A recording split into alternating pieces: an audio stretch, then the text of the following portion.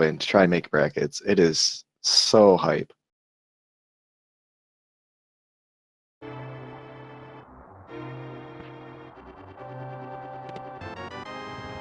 Oh my god, he's not a real uncle? Well, he is a frog, so I can't imagine them being blood relatives at least. At least on Frog Crrool's or just side. a generic frog?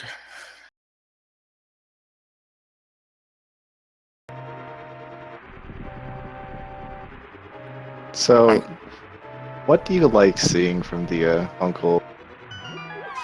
Absolutely, 100% bow every time.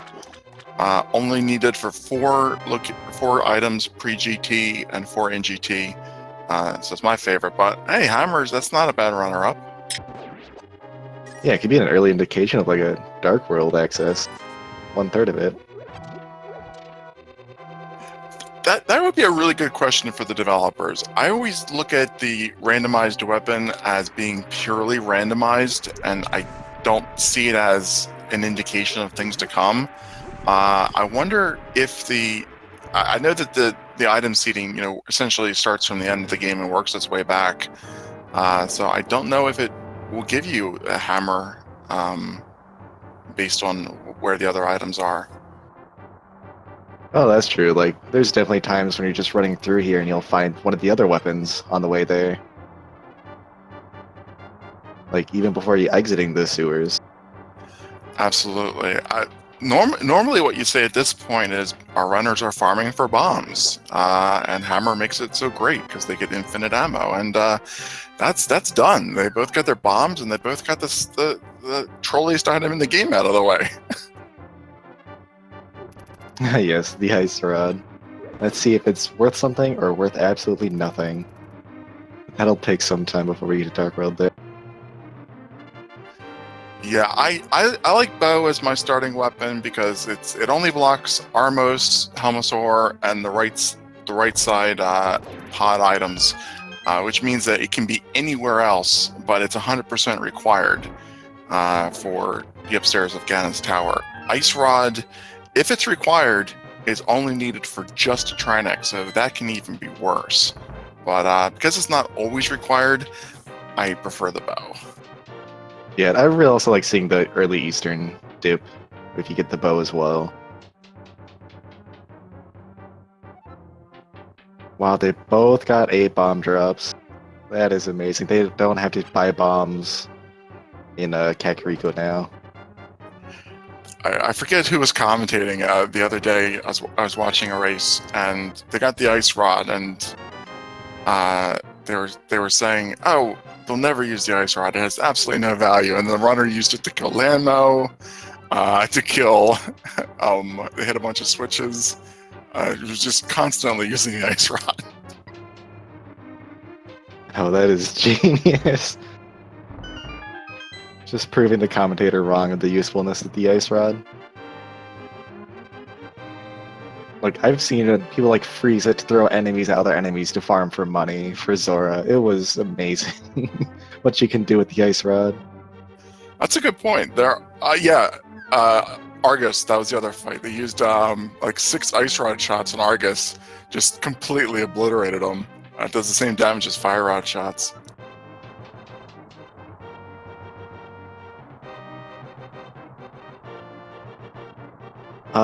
Both the ice rod and the fire rod use the same amount of magic, 8 shots without half magic.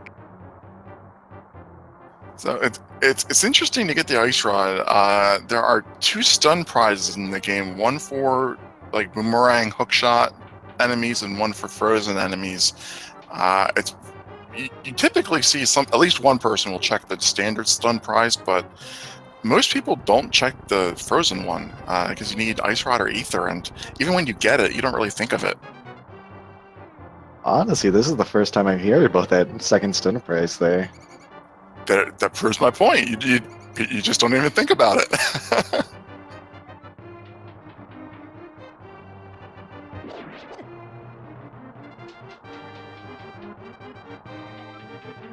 Yeah, like checking stun prizes, the thing that seems most practical to me is checking it in Thieves Town.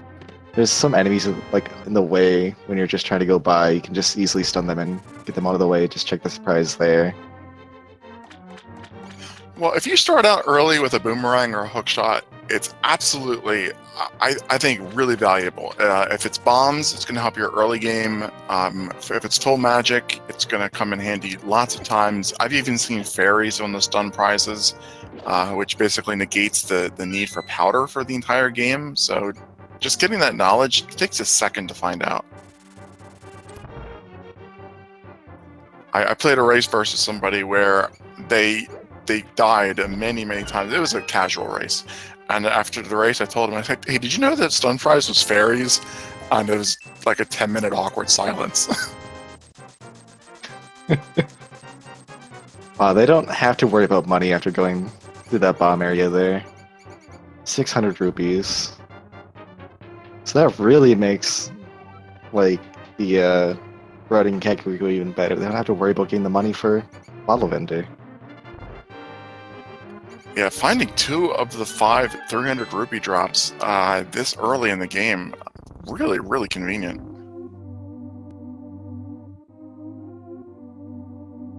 So did they find the map, or is this the map? Oh, this is a sword. Wow, that's much better than a map. Yeah, got out playing whack-a-mole, then you get your first sword.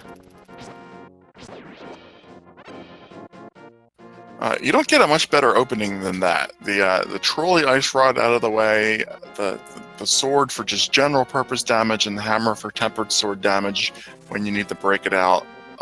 Plus, of course, the potential for Dark World access. Really is an optimal opening there. Yeah, of course, like, the sword, though, could also be early tell is for, like, Aghanim as well. That's something I always think about. If you find a sword early, then, like, a cape as well or something. Or the lamp. But Yeah. only a 5-bomb upgrade in Lumberjack, so hopefully we don't have to go there. I don't think an Aghanim requirement would be that bad in this situation. Aghanim, it actually is nice because it guarantees you an early lamp, and a lot of people, even at the 3-2 stage, still, would rather not have to do dark rooms. But as long as the biggest downside with Aghanim is that if Pyramid is your only Dark World access, it can make routing difficult, but they have the hammer, though, so they'll find a glove, and then that problem's taken care of. Oh wow, they found a bottle as well. So they can actually full clear the Kakariko village there. Yeah, bottle for Sick Kid and Hookshot right there. Wow.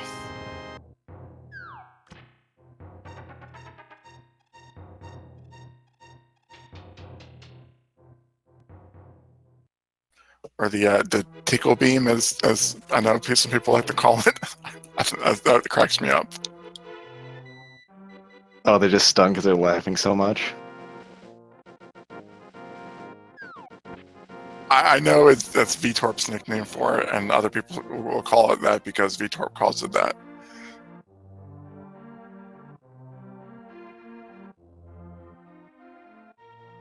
Man, just seeing people use it so much just reminds me like Spider-Man zipping through everywhere. Master Sword there, that's going to reinforce your early Aga gamble.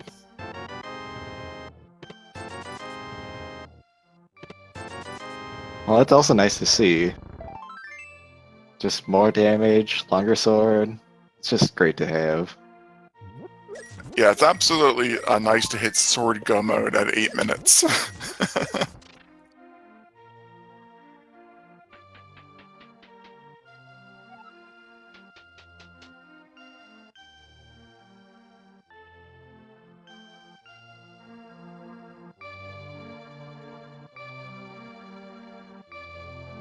With a little wavy coin.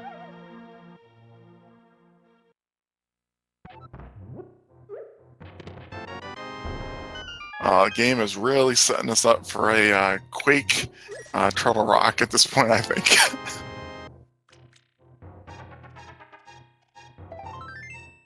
Oh, let's not hope it comes to that early Turtle Rock and the Bloomerang.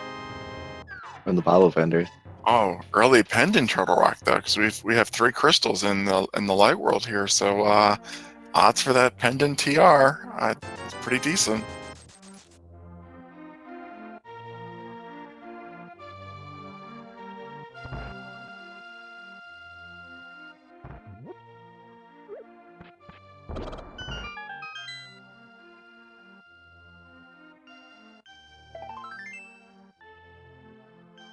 So the hook shot is right now essentially just a nice, convenient navigational aid if you know where all the good bush and tree locations are.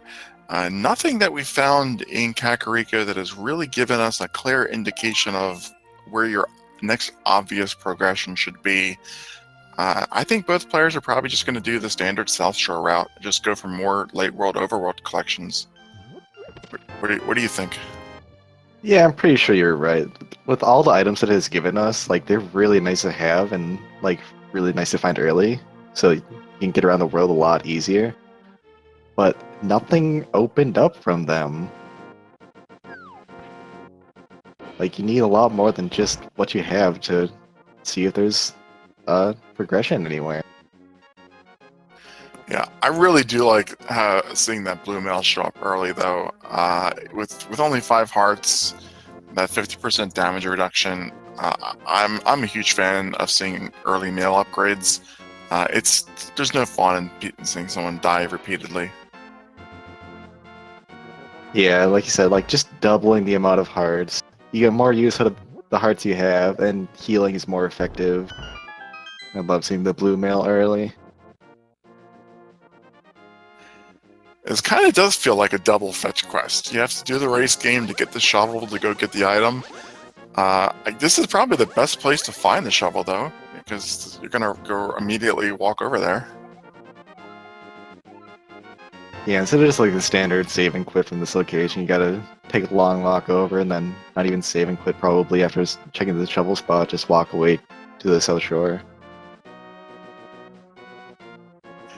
Yeah, I've done this, and I think if you have gloves, it's faster to just keep on walking down the South Shore. But I think without gloves, it's still faster to do a save and quit without boots or gloves. And just digging up some money. As if they don't have enough already. And maybe you're right, Crrool did save and quit, and so is Khanster.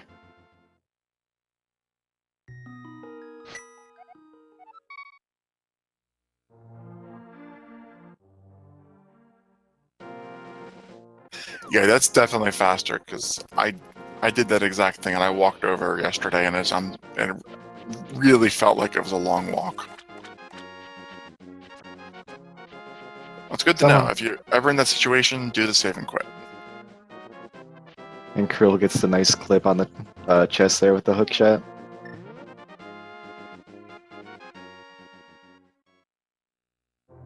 Like, it's actually a little bit more difficult because if you do it just slightly late, you don't get high enough. And you can't check the chest there. Ooh, and the moon pearl.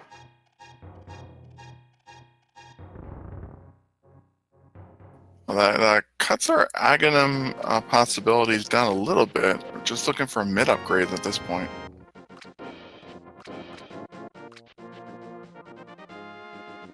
That is true, but like, Master Sword and Moon Pearl could also just be a sign that Eggman's required.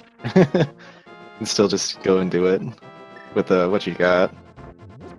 It's really going to depend on what we find. If we find the lamp first or the mitts first, that's going to be our big clue of where to go.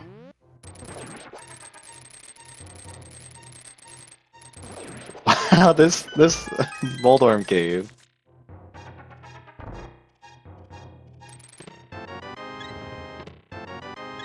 The flute there's nice. That opens up all of Death Mountain to him now.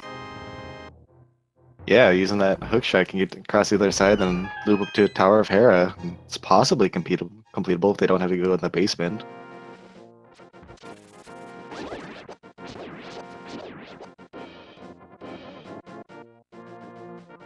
So we got our first divergence here. Khanster doing the Ice Rod Cave check. I don't know whether he's going to incorporate a Zora area check-in after this. Might be very efficient to do. With the Moon Pearl, he'll be able to check the Hylia item, Hobo, both Waterfall Cave items, get Zora's ledge knowledge, and Zora itself. So that's definitely valuable. Crrool turning in his flute, probably heading right up to Death Mountain. Yeah, I totally agree with what you said there. With 600 rupees, you'd have enough for Zora, and there's the lamp Crrool left that behind. Kind of nipped out of the Moldorm Cave just to get that flute. Yeah, there are a ton of items on Death Mountain, so I'm totally okay with Crrool going this way. It's not actually... It's actually probably still slightly faster for Crrool now that I think about it, because he can just flute back to 8, and he was going to have to activate that flute anyway, so he's just cutting out the time it takes to walk from Mini Moldorm Cave over to 8. Ooh, flutes to desert, just to check the legends with an egg in a Gina's cave. That is not what I was expecting at all. I was thinking this as a lesser possibility, but if you know, it's definitely an out-of-the-way location to normally route in, made a lot easier with the flute. If he picks up the lamp or the fire rod here, that's his fire source for Hera, so kind of good to get this in early. Khanster having that lamp is definitely going to give him an advantage if we require that fire source in Hera. Oh yes, that is right. That is the fire source for Hera.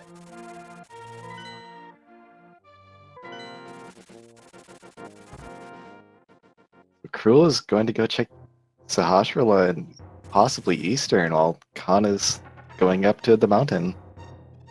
Even more divergence here. Well, I'm going to put my money on Crrool just checking the Sasha's hut and not actually diving into Eastern. Knowing that he can do everything but full clear it, and the bow's probably not in there, I don't think he's going to go in there.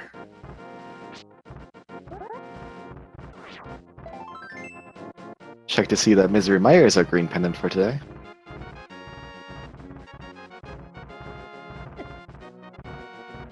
I'm actually pretty glad about Misery Mire being a pendant if I was in their position. Just requires quite a few items. The flute, the mitts, the a cane, a fire source, a medallion. There's just so much to get just to get that one dungeon.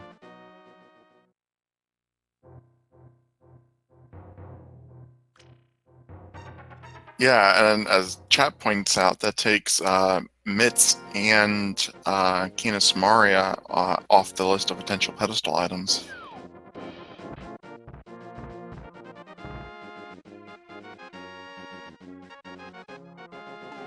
Yeah, because like logically you need the myths to actually complete the dungeon, so yeah.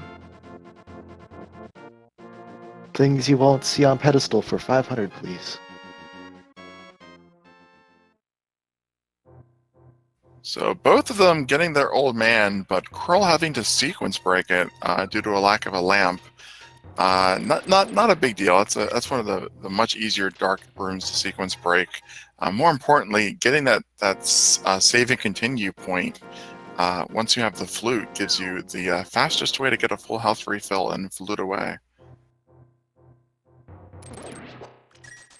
Yeah, it is really nice to have, and the flute early as well. Just makes traveling around the map so much easier, so much healthier.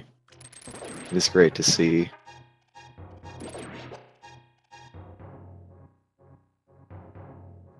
But like, if they get the mirror, and then you won't see save and quits nearly as often.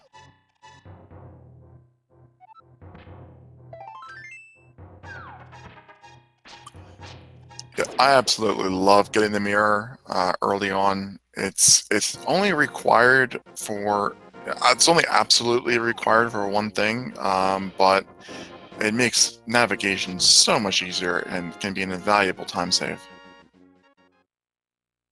Yeah, just a quick once over in an area Just get both the Light World and Dark World chests in that area. Super convenient.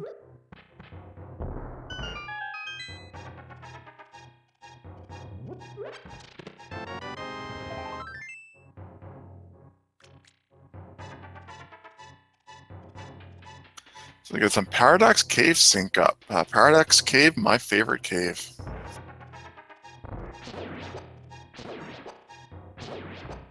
Like, before I started running this game, like, I didn't know why it was called Paradox Cave. I didn't understand. Like, I knew that, like, upper was lower or something and lower was upper. But, like, if you look on the map, the entrances, it's definitely a Paradox Cave. You fall down to go up the mountain.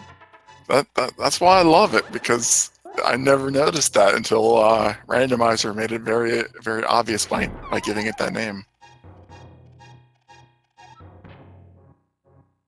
So Crrool's going to get this. I think Khan was a little bit off.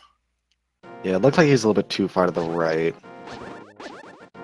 Setting these bomb jumps, it looks like you're almost falling off the ledge before you even fall off the ledge.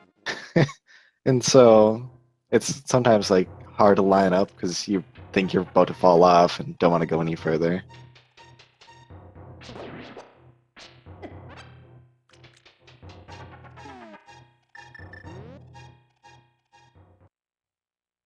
So Khan went up and down the mountain twice to clear Spiral Cave. I think Crrool he didn't do Spiral Cave, so he's gonna get that on the way back, probably. Yeah, that makes most sense to me. Go up the mountain, clear, then go down, then save and quit from there.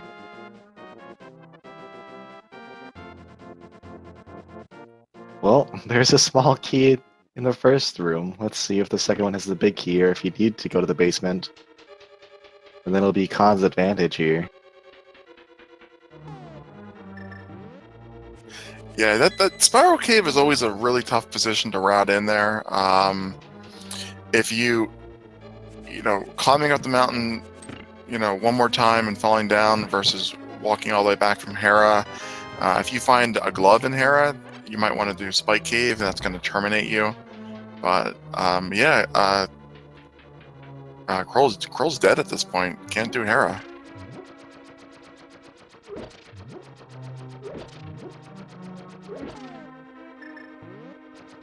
So if there's, sorry. I was gonna say, I'm really interested to see when Crrool will make that ice rod check to get that lamp. It's possibly that, like, Tower of Hera doesn't have any progression, so it doesn't even matter that he doesn't clear it right now.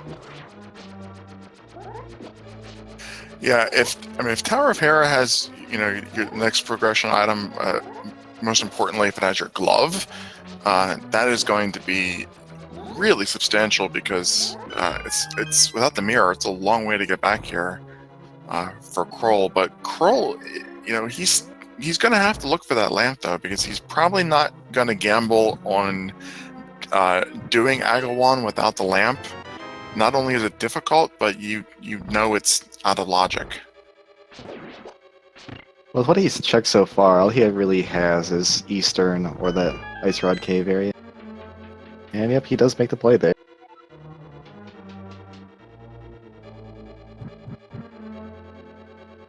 Well, this will work out good for him. Still, unfortunately, going to lose you know, a good minute heading back up to Hera, if that is where he decides to go.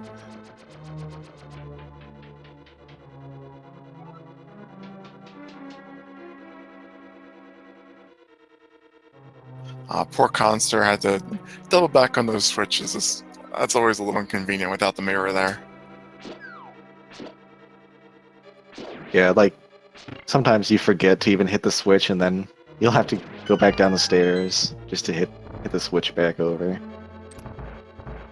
Yeah, I think the ice rod probably could have hit the switch, but I'm not 100% sure. Oh yeah, it definitely can. So Crrool actually fake flippering at this point.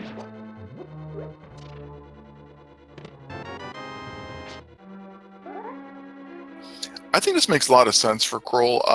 If you're, you know, it's a sequence break, but you're gaining a lot of information. You're gaining 4 items and information.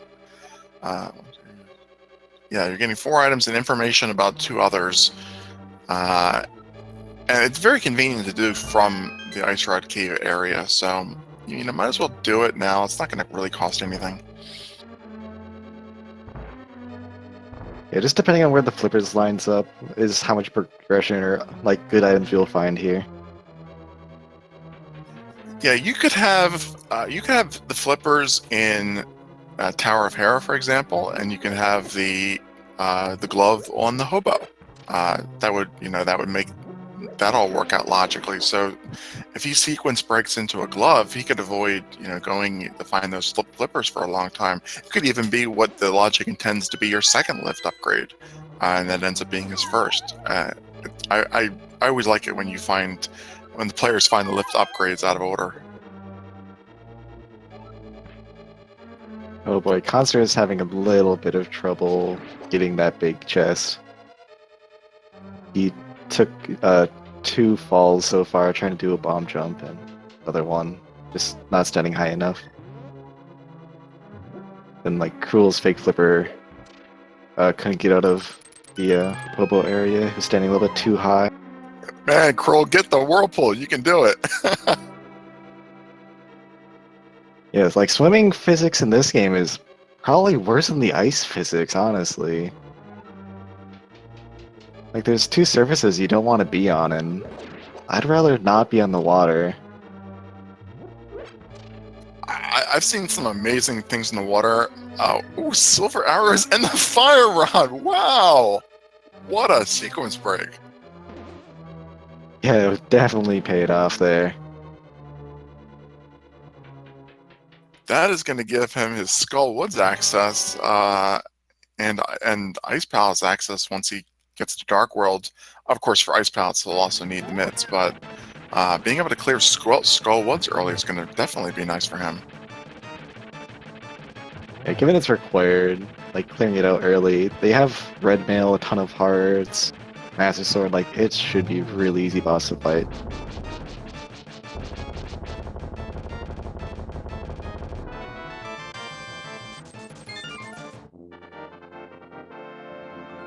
Yes, this Tower of Harry actually didn't have anything. Well, Crrool is obviously going to have to finish that eventually, it being a crystal, but that could be his last crystal. He could walk right out of there and then walk right into Ganon's tower.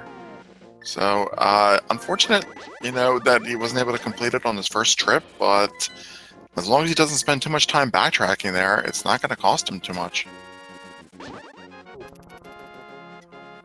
That said, of course, looks like he is deciding to backtrack up there after all.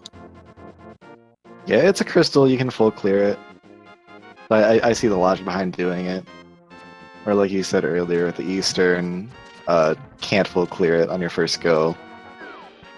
But it looks like it could be where we actually have to go.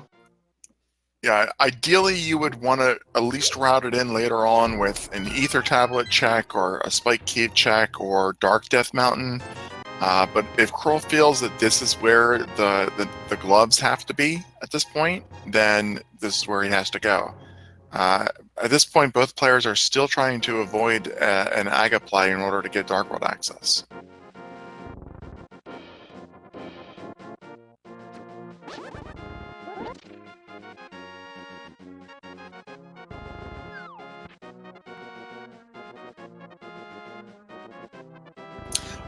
What did Zora have? I'm just curious. I know it wasn't, the gloves, but I didn't see what it was. I didn't see, but it was a scam from what chat said, so it was probably like a big 20 or something.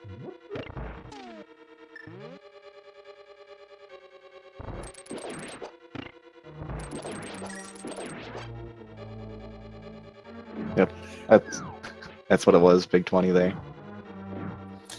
Hey, chat, just a general question. This is Tiru. Are audio levels okay for both of us at the moment?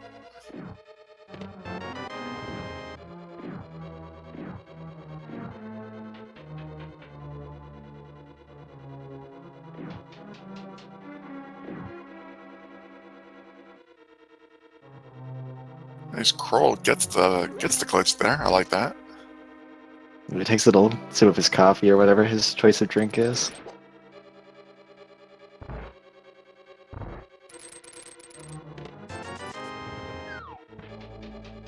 First items, just a 20.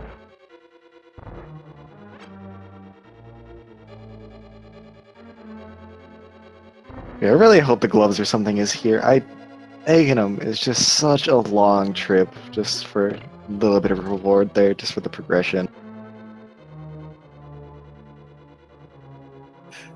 Yeah, it's one thing if it's an early gamble that pays off, but at this point, you know, they're essentially just being forced into it by no other progression. It kind of takes the fun out of an AGA play. And the tempered sword in Eastern.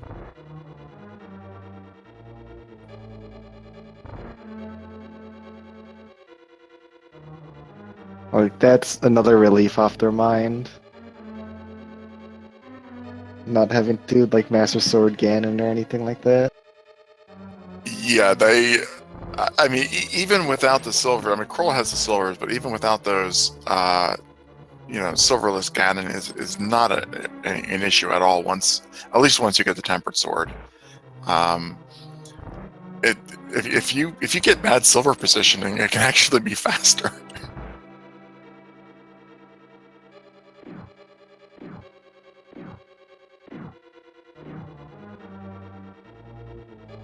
Well, here's the moment of truth. Do we have to do Akenum or not?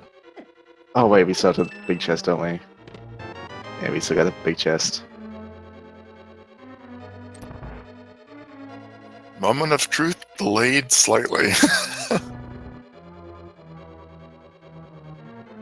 So Crrool, he may or may not go back to Eastern. With everything he's checked, he might just say, you know what, I've done enough. I'm just going to go right to AGA. I'll do Eastern once I have the bow. Yep, it is definitely needed.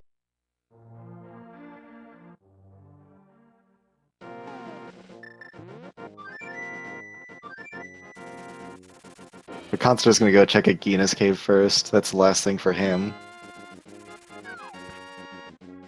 Well, best thing for Crrool would be just making that gamble at this point. We know Eastern does not have any progression and is not going to be any faster to complete now than once they get the bow and they can full clear.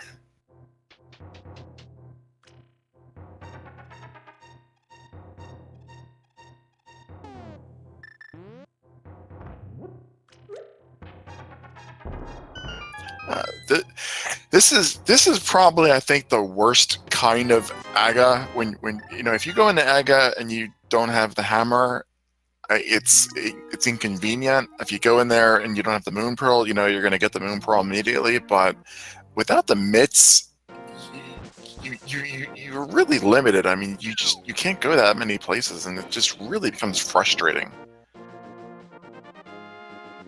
How many times have you seen runners go into Dark World and then immediately try to go to Catfish to find themselves mitts blocked? It happens like every race. Well, like what they have, they don't even have the first glove upgrade, so they can't even go check the Catfish. That's what I'm saying. They go to Dark World and then they're like, well, I'll route Catfish. I have hook shots, so I'll do Catfish, and then Northern Dark World, and then they're, oh crap, I don't have the mitts. I'm actually kind of interested to see what's in pot at this point. Like, there's been a few times where you can do Aghanim, and then the progression is immediately in the first chest in a bow-locked pod. Yeah, like you said, with the hammer, they can get to so many places. But it's a long walk. Well, I think probably your best bet going into pod. You know, you without the bow, you know, you could potentially be locked after the first item.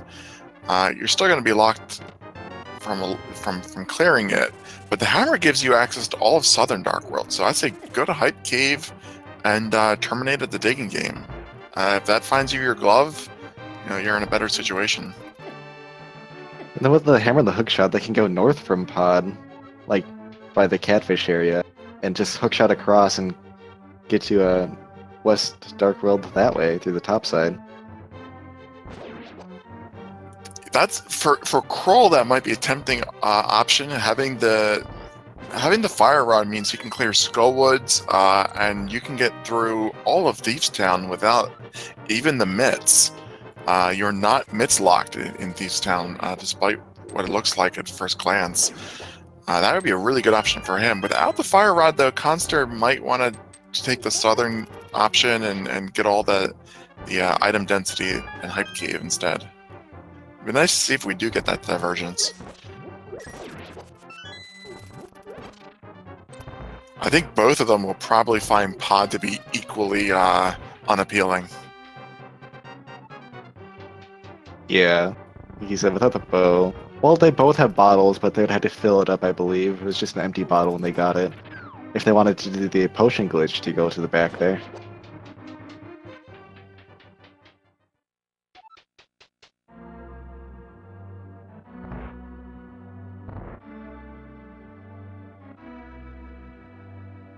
Well, we'll have to see what the crystals are. I mean, if it's Thiefstown and Skullwoods are crystals, then that's going to make Northern a really great play.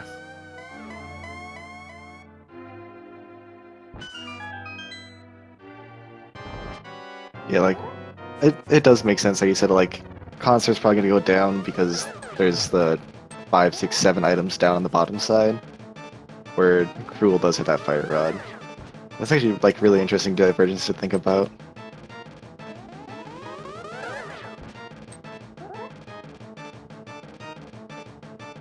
Yeah, the advantage of the southern route is just that it's really quick, and you're gonna dead end a digging game without the second lift upgrade to head north. But heading north is the better route because you can go from north to south, but you can't go from south to north. So that's probably the better play either way. What happened to Crrool? Oh wait, no, so he was doing Eastern. Yep, this was pretty Eastern yet. I just made a mental lapse there. I saw Khanster doing Aga, and I thought Crrool was in the Aga tower, and then died or something because I was back at Link's house. Whoops. No, that would that would be quite unfortunate. 11 hearts and red mail. It's a lot safer than it looks. Alright, moment of truth. No gloves on the pyramid, so where do we head? Khanster. Yep, going straight down. Grabs the hammer. Bottle?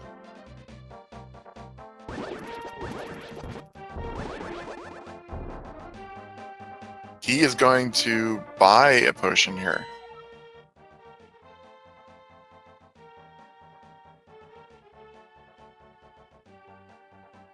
Yeah, so Thiefstown, Mire, and Ice are the pendants.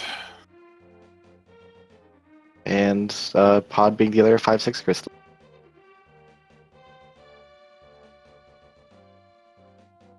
So once they get that bow, that might be a tempting thing to go for.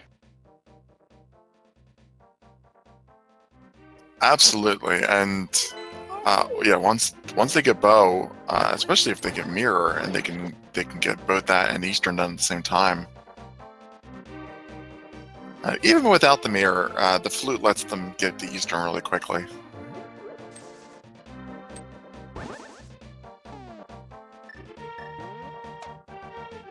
Yeah, so the inevitable happened. Tried to lift up a stone.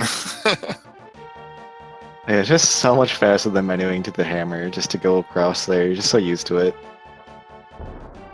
You could be walking up there and saying in your mind, I don't have the gloves, I don't have the gloves, and you'll still try to pick up that stone.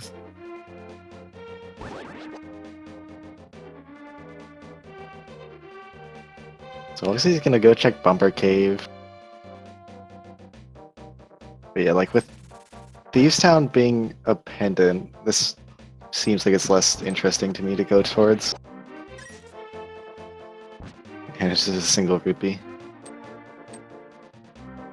Yeah, it is really interesting for a Khanster. Not having Fire Rod, can't clear Skullwoods.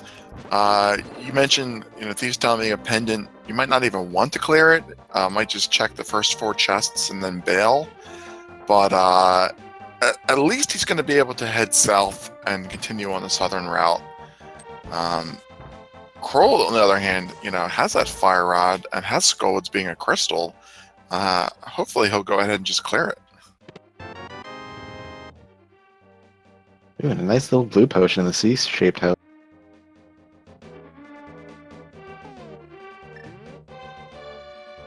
So I think Khanster was maybe considering pot initially. I mean, he brought the bottle out. I think he was trying to think of is there a potion shop that's accessible on this side of the dark world? There's one in the light world if you had the mirror, but I don't even know where the dark world ones are. There's one in Thieves Town. Yeah, the knowledge of the game for Randomizer is just where the dungeons are and where all the items are at. But if you want to go further, you can know what's underneath each pot. If there's going to be arrows or magic or hearts underneath it, then you go even further and know where the item shops are. Because you said, it might be knowing where the item shop is, could have got a red potion for 160 rupees and then a potion glitched in pod. I think that's probably what he was thinking. There's the one shop where you can buy bombs one screen east of Link's house in the light world. Like that, I don't know what the dark world equivalent of that is. I know there's a potion shop in the village of Outcasts behind those two hammer pegs. But yeah, even beyond the item shops though, once you kill Aga, all the bush crabs and tree pool locations get moved around. Having that game knowledge it's most races it's not going to make a difference, but every now and then you'll see somebody do an obscure tree pool somewhere. You'll pull the foot of Turtle Rock or something, and it'll have your 3 fairies that you need to fill up. So, what I find really funny is that the divergence you were expecting actually happened the opposite, where Crrool went down and Khanster went up. And then we find the gold sword in Thieves Town.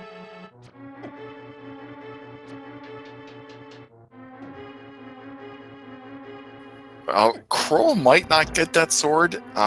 It's entirely plausible that he skips Thieves Town. But if he does, that'll give him butter, silver, and red mail. And half magic and flippers in the hype cave. Wow. Well, now his fire rod and silvers are in logic.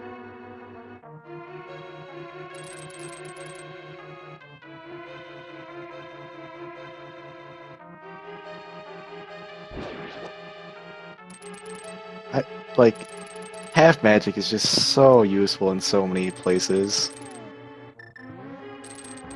Honestly, I think it's one of the items that can actually carry you through a run, is finding that early with the fire rod. I couldn't agree with you more.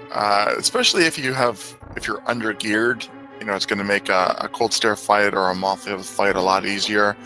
Not so much when you have red mail and butter sword, but definitely for the lower percents, it's an amazing safety item. That and powder, if you find them, you're essentially set with infinite magic and health for all practical purposes.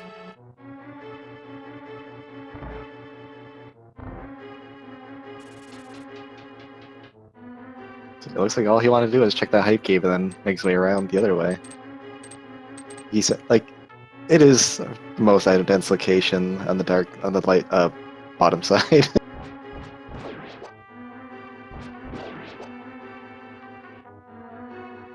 Yeah, that quick hype cave check doesn't have any immediate value, but the half magic might help him a little bit.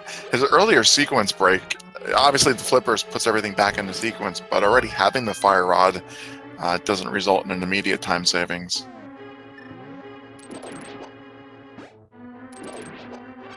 That's good to know that the flippers were absolutely required logically, both for Swamp Palace, of course, but also just to get the fire rod.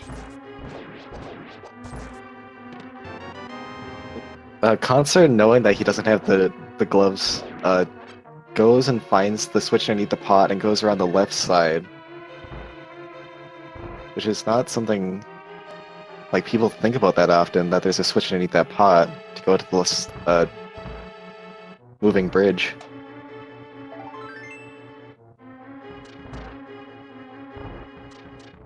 Yeah, once again, it's game knowledge and knowing things that, and in vanilla, you're never gonna not be able to lift that block. But in randomizer, it can come up, and the logic does not require you to have gloves to complete Thieves Town. So I've seen runners not know that and be absolutely gloves locked.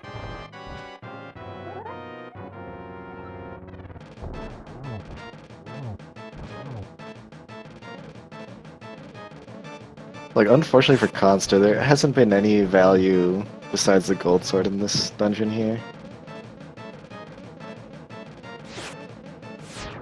Like, unless it's like a pedestal seed, there was a much to actually get from here.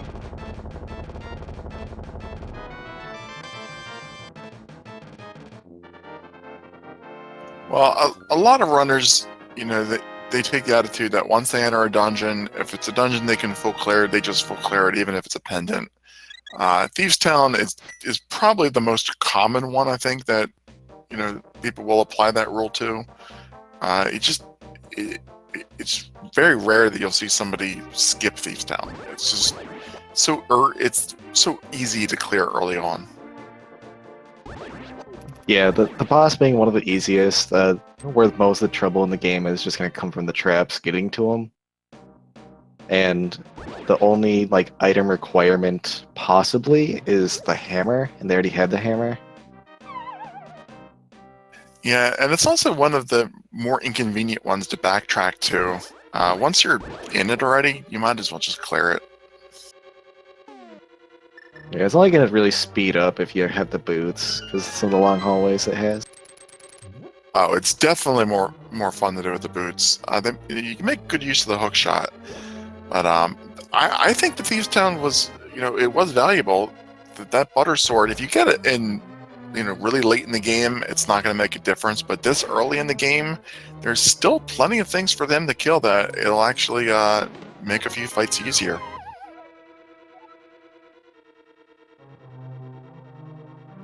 Yeah, like the Gibdos going from like 3 or 4 hammer hits to or tempered sword hits to just 2 gold sword swings. Like, I just find those mummies super annoying. They just have so much health. Exactly. Normal strats for dealing with those, are trying to knock them into spikes because the spikes do gold sword damage. Well, you know what else does gold sword damage? Gold sword? There you go.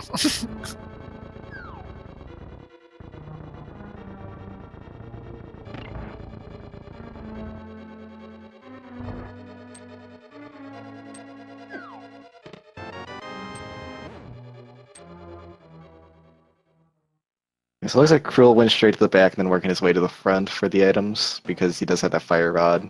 Khanster, unfortunately, doesn't have the fire rod just yet. Still has to find the flippers to go get the fire rod. Let's say advantage Crrool now. Yeah, Khanster did pick up Bombos as one of the items. Was that the only item, or was there another one that he found, or was it on Mathila?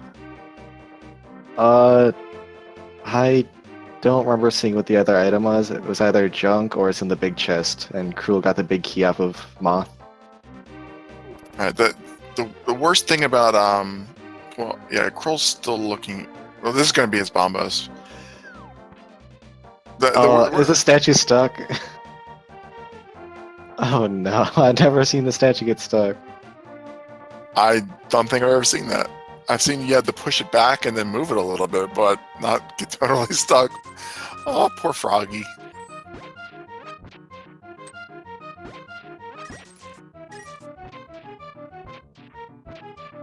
So now we get the digging game.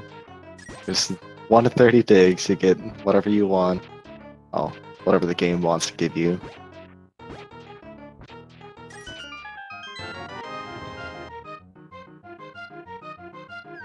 $21, I think, for 5 hours.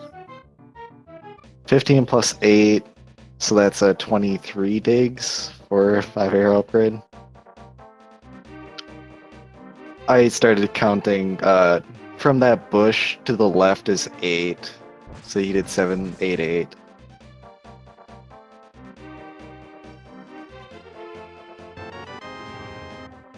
And Stumpy with the gloves. That's a shame. Crrool had just gone a little bit more on that left route that I originally mentioned. You would have had the gloves.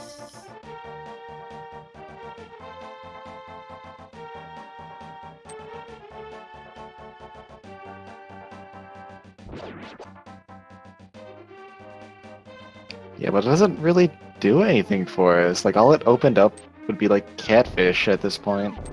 No, but it would have validated my reasoning of the southern route, which is, nice for me.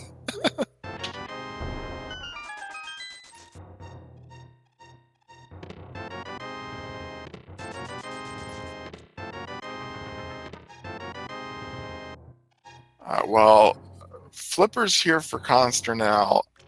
I don't know if that immediately tells him, okay, I'm going to head to the Zora area. He still has other places to go. Yeah, he didn't save and quit immediately, so that makes me think he's either going to go to Pod or the catfish at this point. He's grabbing the hammer going up that way. Yeah, I don't know if you...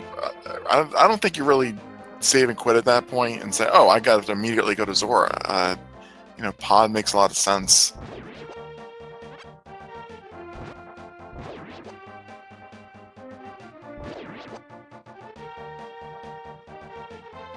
Yeah, like at the same time, like he has to kind of be thinking to, like, if his opponent fake flippered, if there's any value over there, so on and so forth. Or, Pod is possibly bow locked for the items, but there's a chance that the bow is here, so. And if it's not bow locked, he can get up to 5 items, so I guess it makes sense going this way. They both have a potion now because they found one. Didn't they? Yeah, they both found a blue potion at this point. So Khan at least has the option to potion glitch past the bow lock section if he wants to use that big blue. They got the gloves on old Stumpy.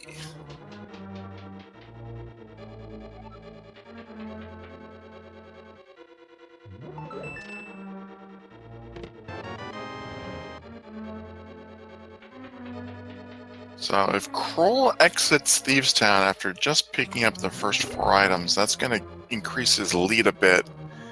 But I think he's probably going to do a full clear.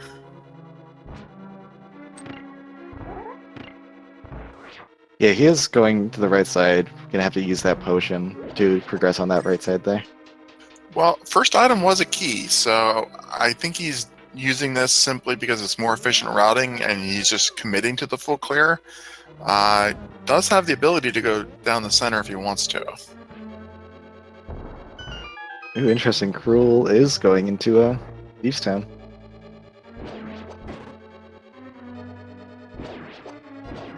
Yeah, and also doing the full clear. Well, I guess there isn't actually much to look at. It's either Pod or Catfish for progression at this point, so. For him, for Crrool, it's gonna be Pod or Thieves Town, so I guess we'll come here. Constant, you don't have to go back that far.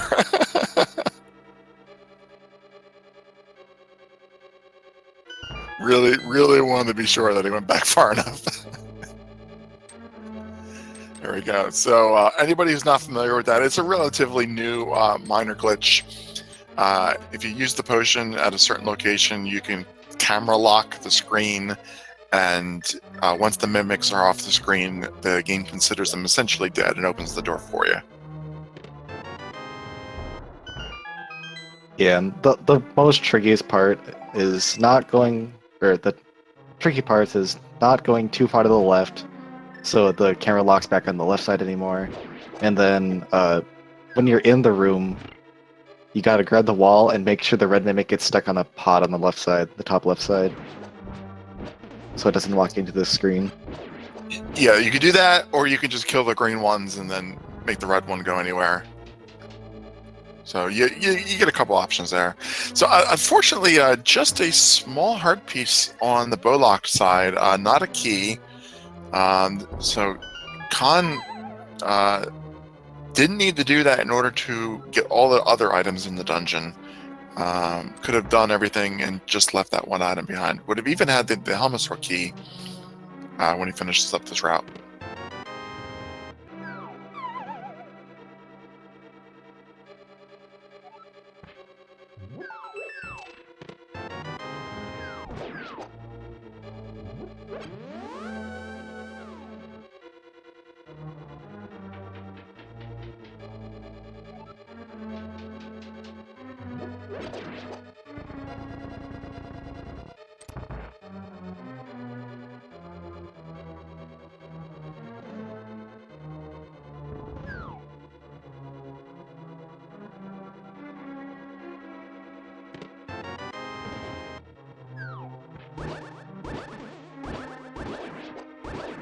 Lots and lots of keys in the Palace of Darkness.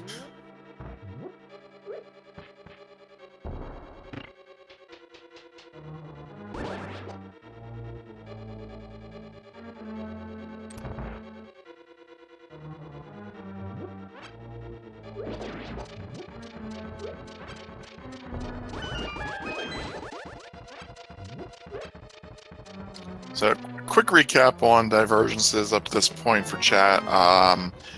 The Fire Rod and the Silvers were in the Waterfall Ferry location. Those are the only two Zord's domain items, both of which Crrool fake flippered and picked up early. At this point, both players are fully in logic, having acquired the flippers and the lamp. They've made up all their sequence breaks.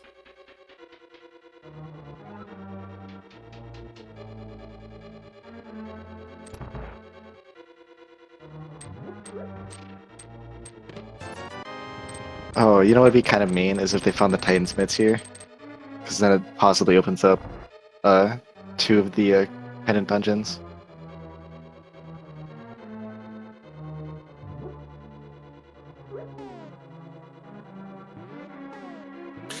Well, the myths are required to complete the game, so they're going to need to get them eventually.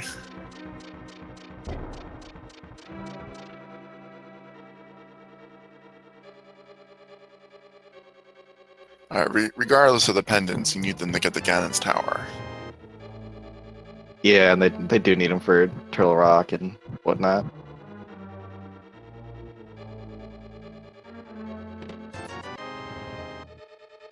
Yeah, Khan just showing off the hammer yump there. I guess taking a Death Warp would take a really long time. I guess these fires in the Helmasaurs do 1 heart up damage, I believe, but I'm not entirely sure if it's the same if he has Red Nail there. Oh, there you go, Dawn.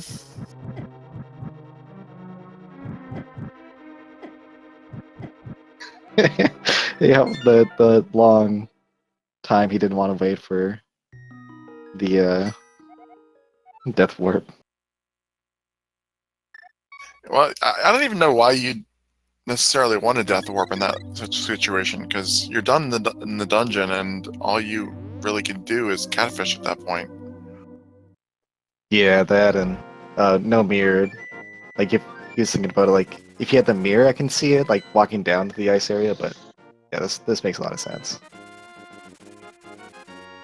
Yeah, I think that it at this point, having already done the Northern Dark World routes and pod, if you're going to do Catfish, you'll route Catfish in when you get the bow and you can clear pod and you can check the Pyramid Ferry if you're still looking for progression at that point. It looks like he's gonna go and do the blacksmith side quests and hammer pegs. Well, without the mirror, these are a little bit time consuming because you do have to make 2 trips into the Dark World, but you know, not any worse or better play than doing the Zora area items, so I might as well. Yeah, if the mirror is here, he can then go and clear Swamp, but it also gives him Catfish into Zora area. Yeah, he could check the Meyer medallion and the 2 Meyer shed items as well. Can't do checkerboard cave without the mirror, but does have access to that area at least now. He's in a position where he's got a lot of very remote, one-off or 4-off, if you want to call it, checks. No really great super item dense location at this point. Even Dark Death Mountain, that's they don't have any invincibility items, so that is 6 items they can get in Dark Death Mountain. Yeah, if they flew over to like the witch's hut, they can buy a red potion and just tank the damage to the spike cave as well if they want to do that.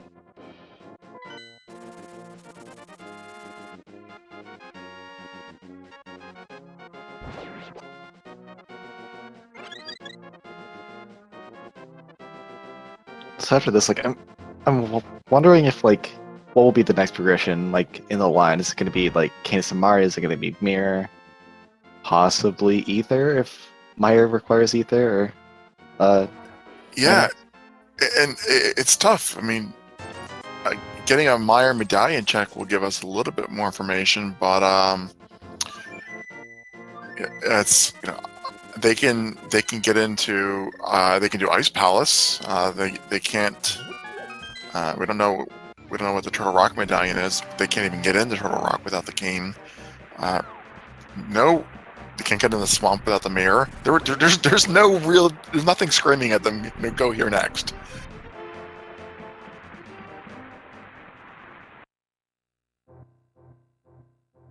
Oh, but did Khan check the medallion? I didn't see it at all. It was pretty fast. Just waiting a second for the tracker to update on it.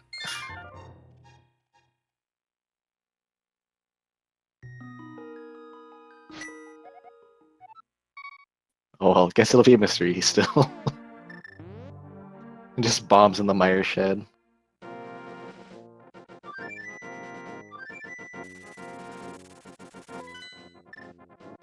Yeah, like the only dungeon that's like fully open to them is Ice at this point. Once Crrool gets the Titan's Mitts as well. I don't know how you walk past Meyer and you don't look at the medallion.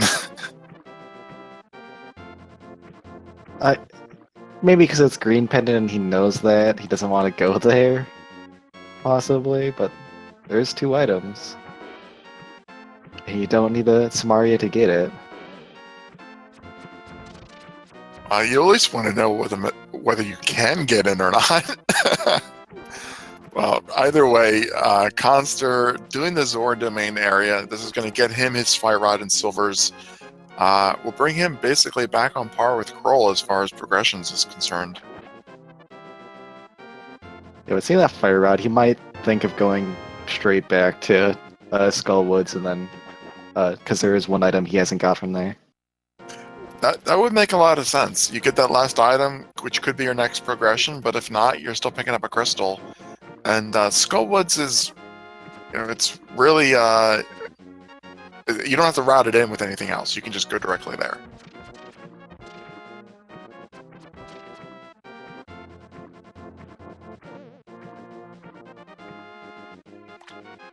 For a second there in my mind, it's like I thought he was swimming to Ice. It's like, oh wait, he hasn't checked the waterfall yet, of course.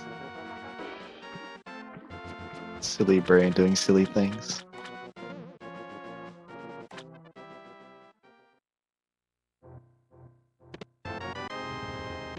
So if Crrool's counting all his items here, he's going to know that there's 1 item on the right-hand side that he could get if he does his potion sequence break, but no keys. So opting not to do that.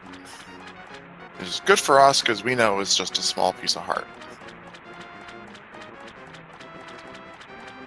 Yeah, and he will eventually go back and go get that item anyway.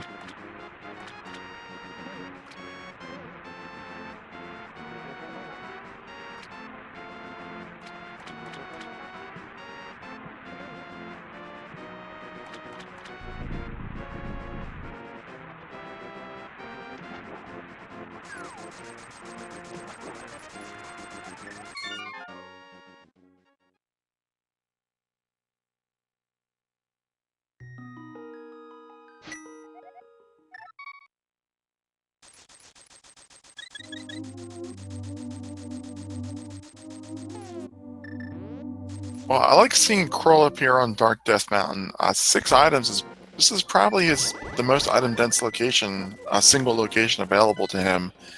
Find out what the Turtle Rock medallion is. If he can get in the Turtle Rock and he finds the cane in one of these 6 items, Turtle Rock just might as well clear it. That's your next good play. So I'm hoping for Samari at this point.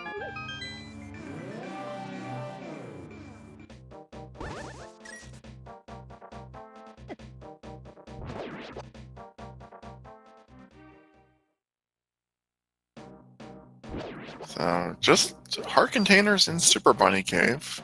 Holding out hope for Hookshot Cave here. Got 4 more items. I don't think we're gonna try to brute force our way through the Spike Cave. So this is our last chance.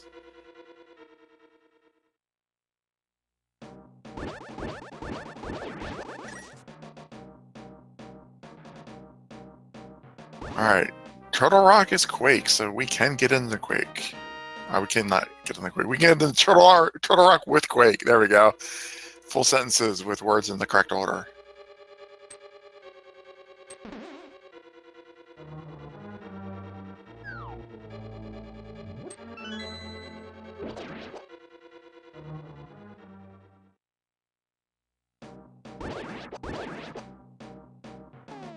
Okay, well, not Hookshot Cave.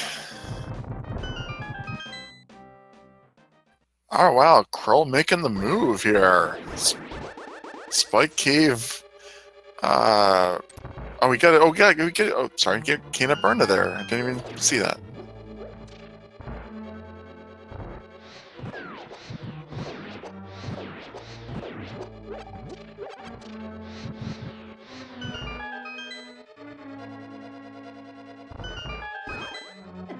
So, thanks to our tracker, Raspberry Floof there for noticing Kana Burna, because I completely missed it.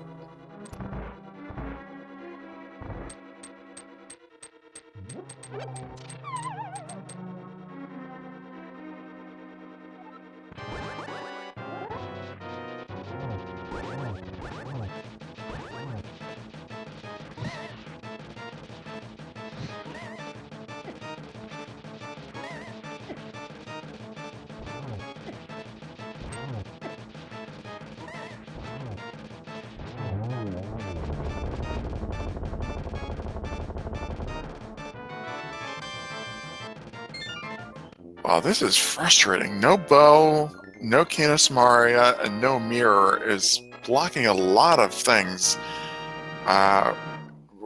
We can dive into Mire without the cane and maybe hope for items. We can full clear Ice Palace at this point. Ice? God, Ice is probably your best bet. How sad is that? You can't get the Swamp Palace without the mirror. So Swamp Palace is mirror blocked. Turtle Rock is Canis Maria blocked. It's dips into Pendant, Ice, or Mire. They've already got all the items out of Pod and Eastern, and they can't get into Desert without either the mirror or the book. So that's also locked. So everywhere they want to go is locked.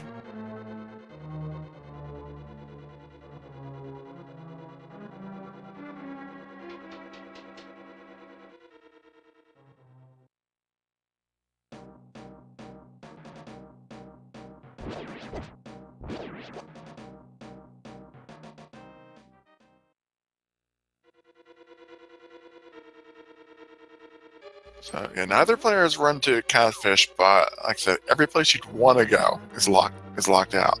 Nobody wants to go to Catfish. But at least Crrool's kind enough to check what the medallion does on Mire. But Ether can't get in yet again. Wow, man. Does Catfish have to be something at this point?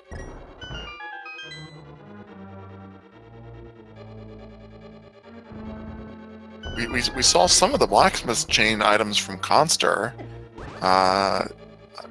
We saw hammer pegs at least. We saw blacksmiths.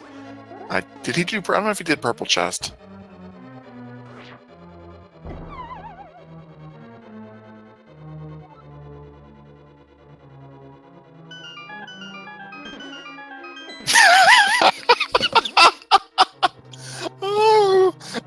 Catfish, we hate you so much.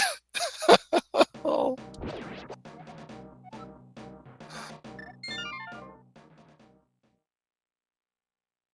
Oh man, I don't know what you do at this point.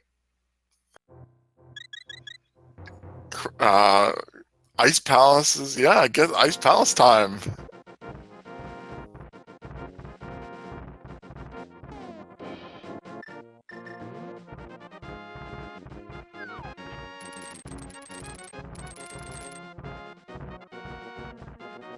Well, like I said, chat. Maybe you guys can remind us here, but Khanster was doing the blacksmith's chain, but did he do purple chest? Did he do the entire chain or just the first half of it? If he did the whole thing, then ice is your only option at this point.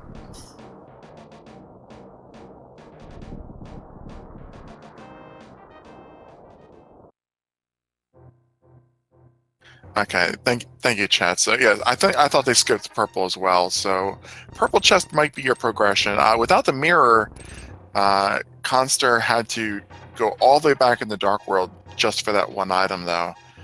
And that's a time-consuming item for a single check. He had much better options available to him.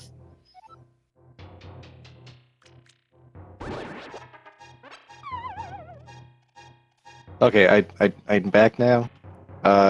So did Concert go down from Moth to go to get the purple chest or no? So Khanster skipped purple chest. Crrool did a catfish check, which was garbage.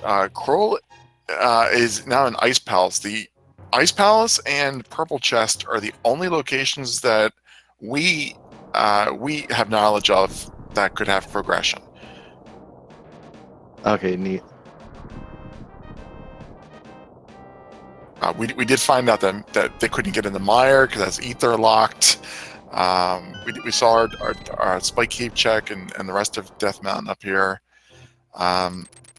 So I'm actually, I don't normally do this, but I'm kind of hoping that it's purple chest and we find nothing in the ice.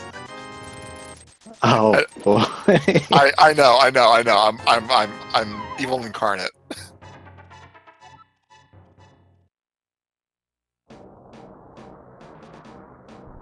Yeah, I saw Khan doing the moth fight and going back. I thought he would have went down from there to go get the purple chest before he comes up to Dark Death Mountain, but it is 1 versus like 6 items. Yeah, I mean, ideally with the mirror, you can, you get blacksmiths, you turn them in, and then you pick up the purple chest. But without that, he had to save and quit, and then you have to go all the way back in the Dark World to get the purple chest, save and quit again, then flute and turn it in. That's a lot of work for one item. So I don't blame anyone for skipping it in that case.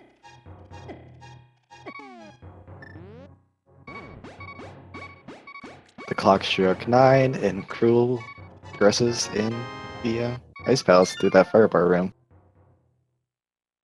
Yeah, so is Khan gonna also make the Ice Palace play, or is he gonna go back and find that purple chest? Ice Palace definitely makes a lot more sense, despite it being a stupid pendant.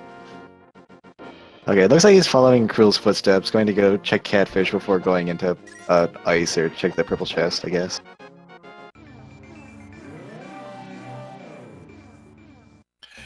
That's reasonable. Unfortunately, it's just garbage because Catfish hates us all, but it's a reasonable play nonetheless. So I like Crrool's routing there. You find a small key, you go back up and use this door. It definitely saves you. Having done the bomb jump, it saves him having to fall down and then climb back up.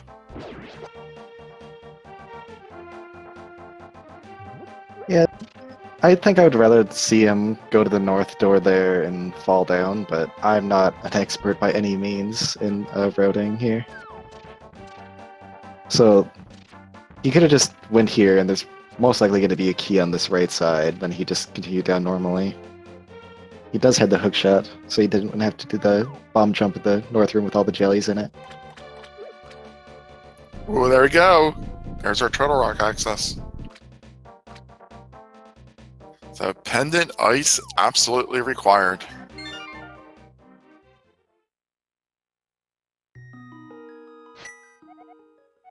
I'm wondering if he's just gonna find the 3 items here and then just peace out, or if he's gonna go and just full clear it and get the medal or the pendant.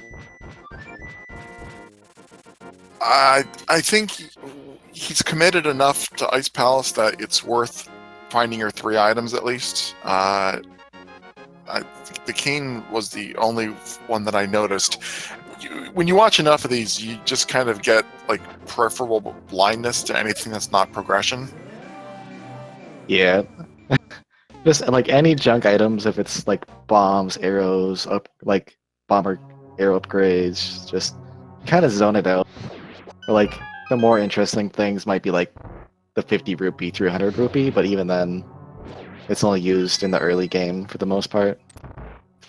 Yeah, I did notice only because we were talking about it that there was a red rupee there in the big chest. So that's at least 2 of the 3 items. If he got his 3rd, then he can definitely. Our chest says that's all the items. So he can skip the iced tea room. You're at this point. You're so far in. You just kill Colster just in case you need the pendant. You don't want to have to backtrack through all that. Yeah, it's still a possibility, like pedestals on the table still. Yeah, pedestal is absolutely on the table. Boots could be there. Bow. Yeah, I'm looking through the Mirror. Alliance. Bow could be there.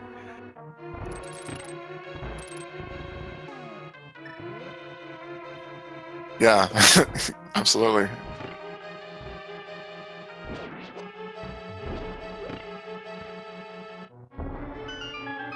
Yeah, you don't get to see much of a cold stare fight when you have the butter sword. Yeah, especially if you get them locked in the corner. Just a handful of hits and it's like, okay, that's all 3 of them dead. For the longest part of the fight is just breaking him free from the ice.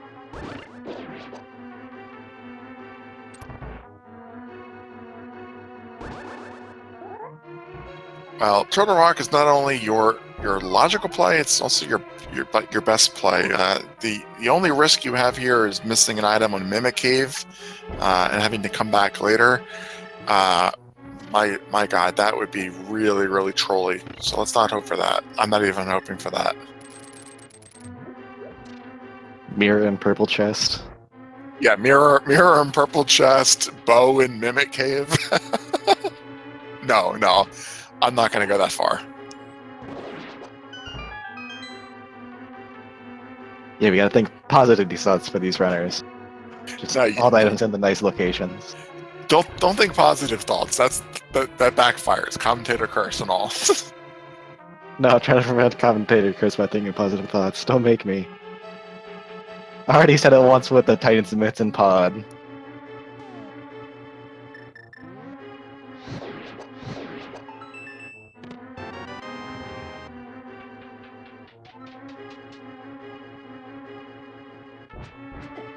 Yeah, we haven't really found like more of the fetch quest items though, between like mushroom and powder and like books and stuff. So that's something we can be thankful for. So mirror on the pedestal, book in the Mimic Cave, bow on a tablet. I'm reading. Wow. Or powder on the tablet, bow on the magic bat. Yeah. Wow, you guys are monsters. Possibilities are endless.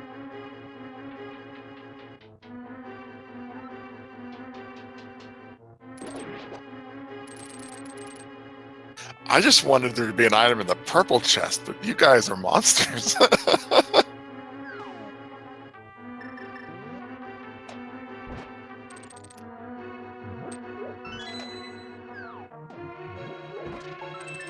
So Crrool is expected going into Turtle Rock.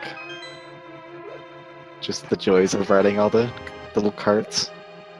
I think boiled apple's probably correct. We're gonna find bow, boots, and ether on a laser bridge. You know, everything's gonna be in one spot. Bow, boots, and mirror. I didn't want to say mirror because then you were past Mimikyu already. I was trying to be. Oh yeah, I was trying to be nice, a little bit nicer. But you can mirror and get back there, so it's not so bad. Well, if Bobo's and Mir are on Laser Bridge, then that is go mode there. So then you have to go worry about the bridge there. They're already fully decked out with the red mail and gold sword and silvers.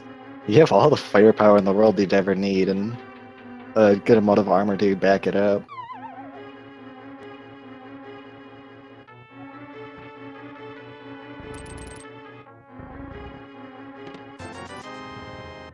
So Khan not doing the cold stare kill. Wow, that will make a huge difference if pedestal is an item. And Yeah, an item that matters. I should be more specific. yeah, we're a long ways off yet. We still need to find the ether medallion before even considering it. Yeah, but it's not dead, and you have to point these things out because chat will point them out if you don't. Dark Frog is Bomberman? What? I guess I don't see people use that sprite often enough.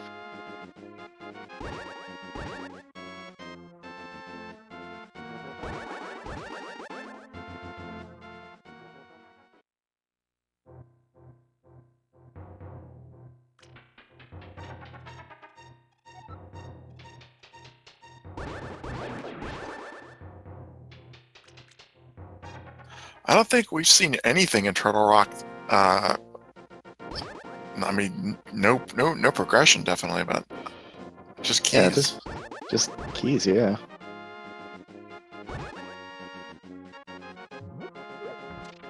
Which does mean Laser Bridge might be pretty loaded. Well, you're definitely gonna full clear this dungeon. But this right here for Crrool is the worst part. Walking past Mimic Cave, even opening your menu, just to see maybe I picked up the mirror and didn't notice I had it. Nope. Quarter heart. This is what these runners need at this point.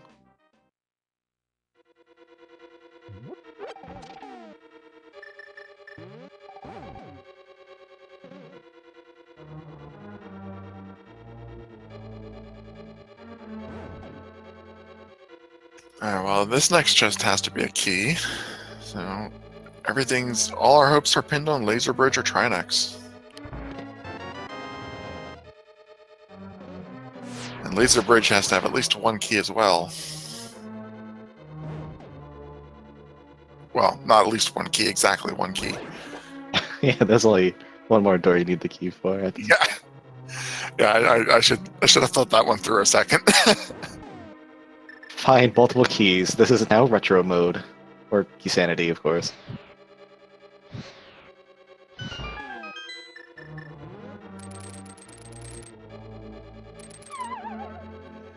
Yeah, I never even tried to commentate a key sanity race. Those are really hard to follow. Yeah, there's just so many like little things you have to do more in key sanity than regular standard, yes. That it's very hard for me to even think about what's going on, more or less commentate one. So Crrool might be regretting not picking up that full magic pot refill here. Only has one chest though.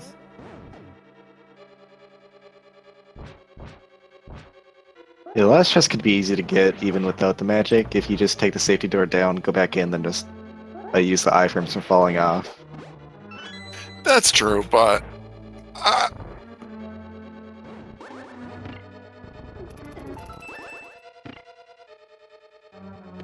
Or is that what he's gonna do? Is he just gonna try it straight up? Lying up? Oh, he gets it. Really, did we not find anything here? Does it has to be on Trinex or it has to be in the purple chest? Are you serious? Please be the purple chest.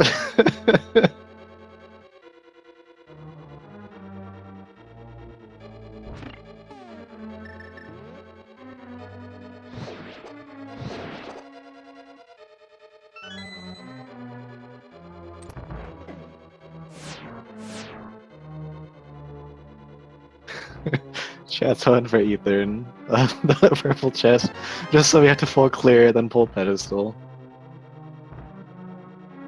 Crrool taking out the blue head first.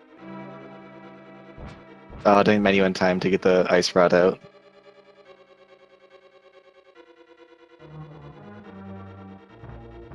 The gold sword makes easy work of trying next.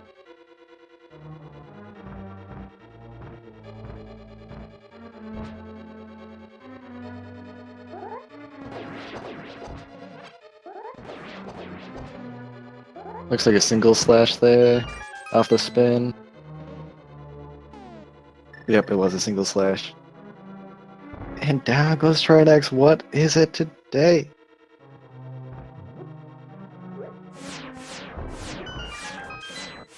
Ether? Well, I guess that's our Vizier Wire access. Pfeffer is Pod and Tower of Hera.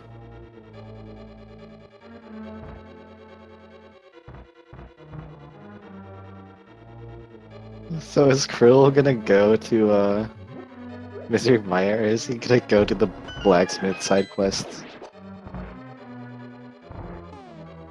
Because he's grabbing the fluid, so he might be going straight to the Vizier Mire area. Oh, he's doing it, guys. He's gonna make your dreams come true, maybe, possibly.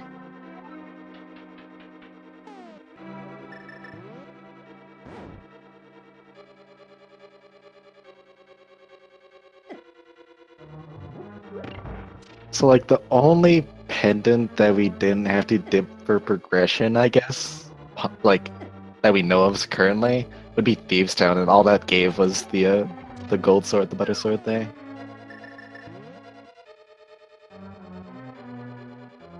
Crrool's entering Vizier Mire with full health, so this next room is going to be a breeze, just using the laser beams off the sword.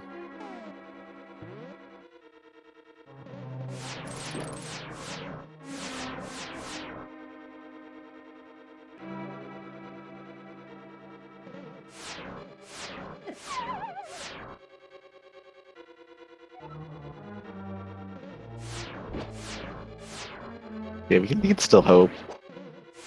So Khan is gonna go take the safety door. He only has 3 hearts. He doesn't have any potions either. He used the blue potion he got earlier in the run to go and check the right side of Pod.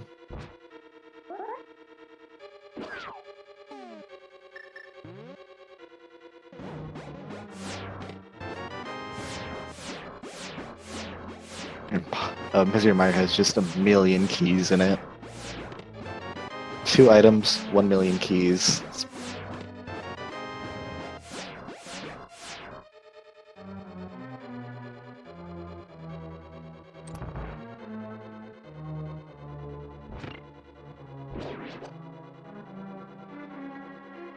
No powder, making sure he's not losing any life by using the King of Burna. So, I'm back on. Mire play. Nice. Looks like we found Ether, I guess. Yep, Ether was on Trinex. And absolutely nothing else for progression in Turtle Rock. Like, this whole seed has just been like little red Crrool trums in each dungeon that you don't want to go to just yet. Oh my god, the book! That's one location in the Ether tablet. That's it.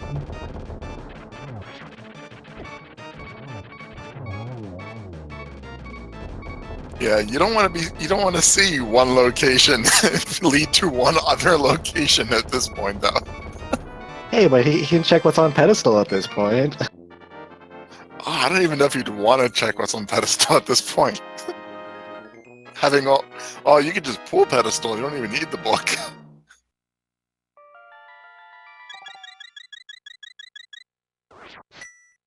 That is a good point. Opening Desert Palace. Oh yeah, that's true. Still could be push luck though. I would, at this point, I would expect it to be boots locked. Yeah, you get so used to people going into desert with the flute in the mirror, you forget that that's not the way it's supposed to be entered. Yeah, like I was like thinking too. It's like, all right, they need the mirror to get into desert, and then because like you flew over to the desert area, and like the first thing I think of while doing that is just going straight to the mire area and then just using the mirror from there to get to desert. Absolutely. Like I wasn't even considering looting the desert area, jumping off the ledge, and then booking into the desert. Ooh, is Khan going for purple chest? Oh, purple chest type. Does it?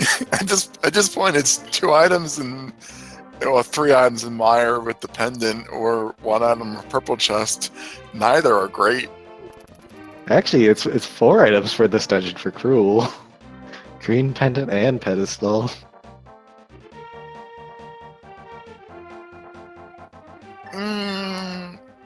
Yeah, I guess. Yeah. Well, I was thinking the book only unlocks one thing, but yeah, it unlocks a lot of things. So yeah, good progression for Crrool. I'll shut up now. It's the chest.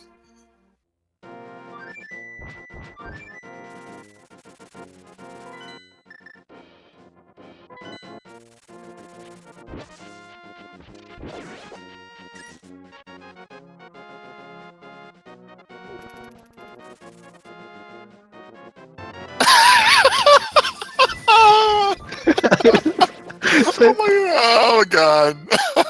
That's wonderful. So you do need to go into Misery Mire. Oh my god, that is wonderful. So oh man, an hour and 30 minutes. Normally at this point, I'm asking, what do you think? Do you think the runners feel behind? But they haven't really had like any diversions that led them the wrong way. Like everything's been bad. Yeah, like Crrool had a little misstep not having the fire source on his first trip of Death Mountain there, which probably made him feel behind. But then like Khan, like not having the fire source right away for Skull Woods, and then like Khan probably feels good knowing that his opponent probably didn't do the blacksmith side quests. But that's just more time for Crrool. So yeah, it's really hard to determine who feels ahead or behind at this point. Yeah, I'm trying to put myself in the place of each of these players. Crrool might feel that the early fake flipper paid off for him a little bit. It saved him the Skullwoods double dip, but I doubt Khanster really feels like he missed out on that because Skullwoods double dip is pretty fast. Other than that, they can say, well, I cleared Thieves Town, I cleared Ice. But until we find out if Pet is truly dead, you're not going to feel that that's a loss yet. Yeah, but I can see it being like, oh no, he cleared out literally everything else he can, and the only place left is Misery Mire, which is the other pendant dungeon for him. I can see that feeling as being behind because he did dip out of Ice.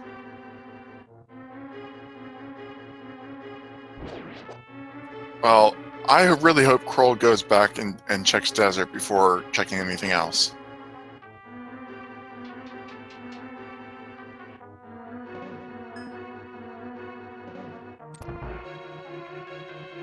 Alright, let's see the flute location. He's not checking Ether Tablet. He is turning his... Oh, wait. He's going the pedestal. He's That's pulling the pedestal. Wow, okay.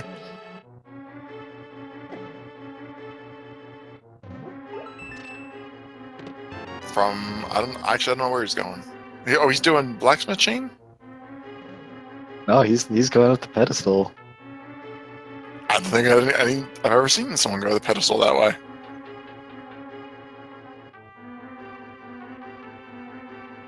He was kind of faking us out there because he, like you said, Yeah, he didn't do the blacksmith chain. that was a total fake out. Crrool knows exactly what he's doing. He's playing you, Chad. He's playing you. He's not playing the game anymore. He's absolutely messing with us. I'm surprised he didn't switch to the book there, just out of spite. Plan pull for the Oh! mirror. Oh my god! Oh my god! Pet high! Yes, mirror. Mirror on the wall. Wow, that is great for Crrool. Really bad for Khanster786. Gonna have to go back and go clear cold stare. Blacksmith chain? I think he should just go straight to desert, try and see if it's boots locked or not. Probably shouldn't be, but who knows. Desert or swamp? Desert makes more sense because if it's not boots locked, just complete it. If it is boots locked, you know that you got to search for items. Where if it's the other way around, you go to swamp first, try and go mode it, and possibly boots are in there. You can miss out on a possible boots lock there. Yeah, totally agree with you. You check desert first and then hit the swamp. But he's gonna do the blacksmith chain. This is good for Khanster because he's not gonna find anything here. So all of this is sunk time that Khanster can catch up a little bit. Crrool just passing the time back to him, but Khan, I wonder what Khan's gonna do with that book. If he's gonna check pedestal, if he's just gonna go straight to ether. Like, what is he gonna do with that book? I think he'll definitely check pedestal before he clears out Ice Palace. I mean, you know, you're not going to go clear Ice Palace for couch cash.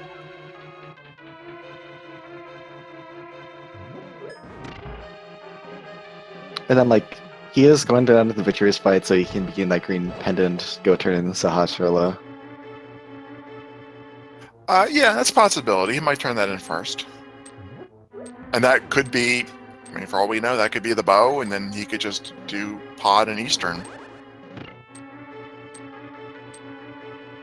It might be 15 minutes before we know whether Khan goes back into ice.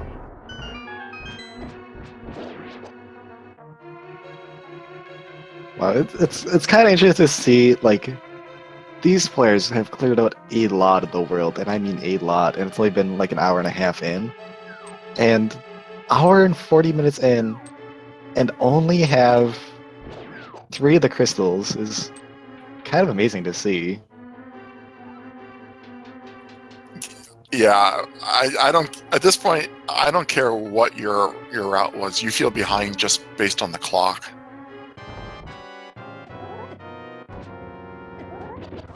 Alright, so here's our first K45 check. Just a small piece of heart.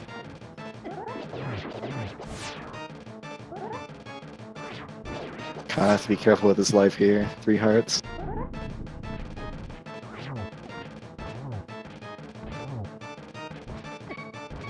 Whoa. It fell on him. Oh, that was so close. Clutch Fitty fight.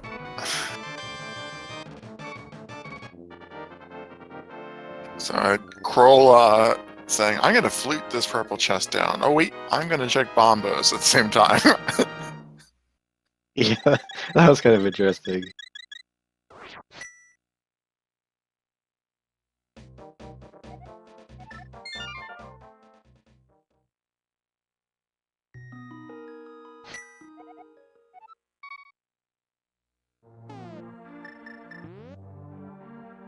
Well, it looks like Khan is probably going to go turn in that green pendant.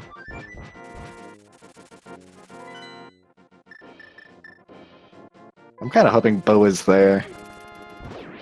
Just because it'd be kind of funny, like in vanilla, you'd need the bow to clear the dungeon to get the item from him. Or now it's the other way around. You clear the green pendant, get the bow from to clear the dungeon that you'd normally have to get. Odds are more likely with Bombos just being our blue rupee. So it looks like he's going for swamp before desert.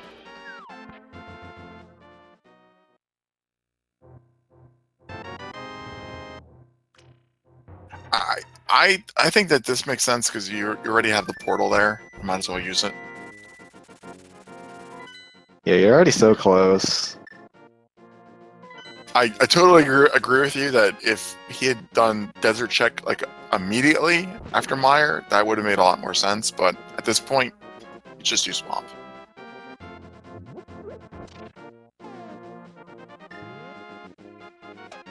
All right. Go. Rage bombs, rage slashes, rage bombos. What are you anticipating here?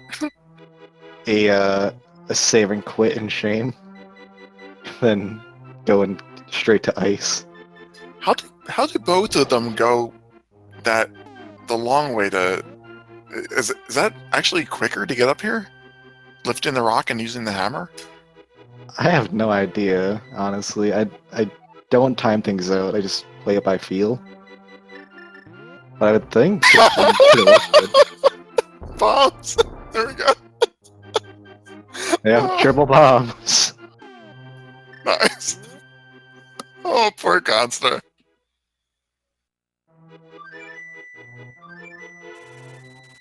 I don't know when the last Aga Ped seed I've seen was.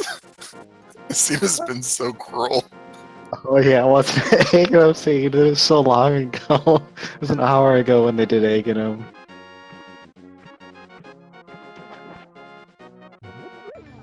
Just Going back into ice. Oh. at least you can go mode ice, right? Yeah, That's gonna I be mean, some relief.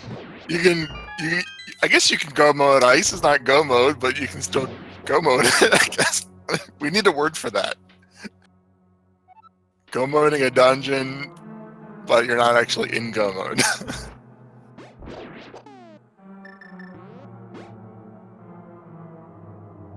Pedestal mode.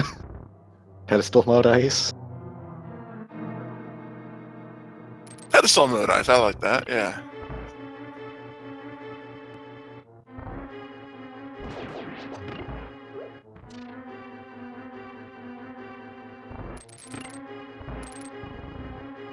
So I have to be thinking that Crrool is searching for those boots yet. Like he probably felt like the seed was like rooted enough for him that might as well get all the items while you can. Make sure you can full clear it. That seems to be the theme.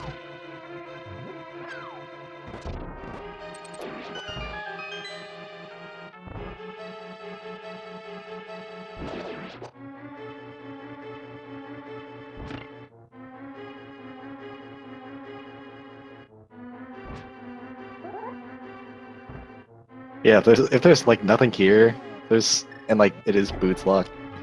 The boots could be on either tablet or Mimic Cave, Graveyard Ledge.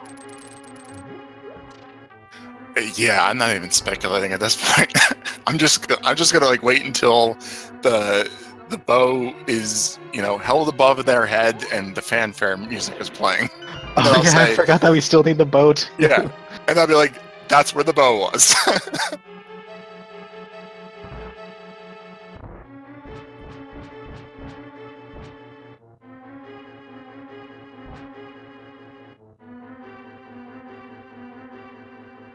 Like, this is like the seed you don't want in a practice seed. Just having to go everywhere and do everything.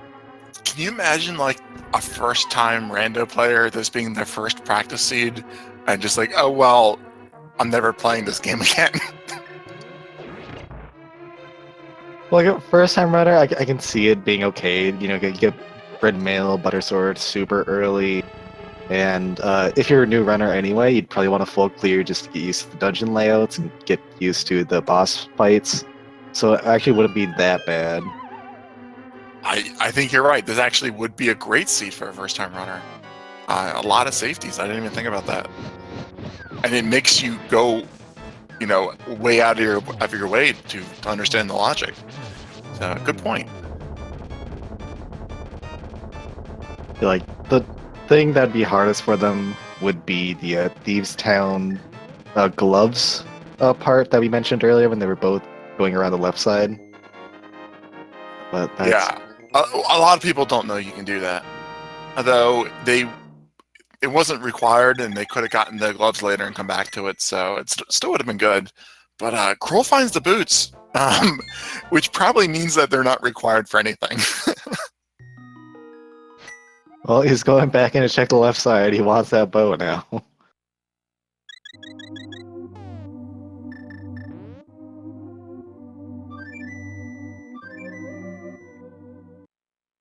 Yeah, you have to check it. I mean, you can't leave the bow behind. And bow on left side swamp would be so appropriate. Yeah, it's such a big time sink.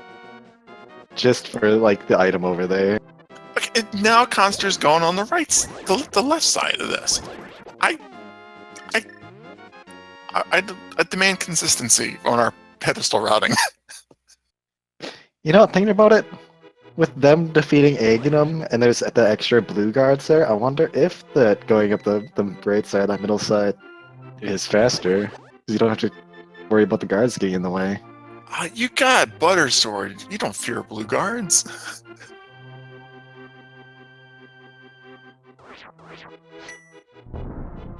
What are the odds that Khanster goes directly to swamp?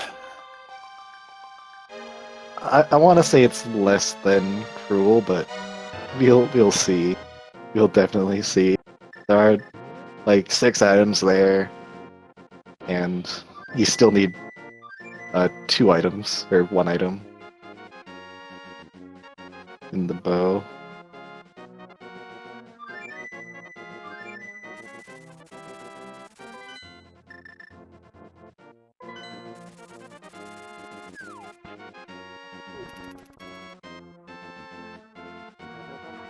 Well, he looks like he's headed directly to swamp. Wow.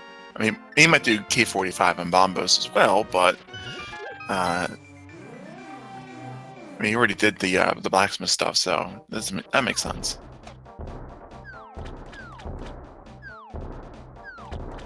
And neither of them wanted to check desert, though. See if they were boots locked. Wow, that's a great play for Khanster. He just made up like 4 minutes there. Yeah, at this point, like, he probably is feeling behind, missing out on that mirror right away. But I kind of hope for him to just skip the left side. Like, just because it is a time sink, and if you are feeling behind, you gotta make some gambles.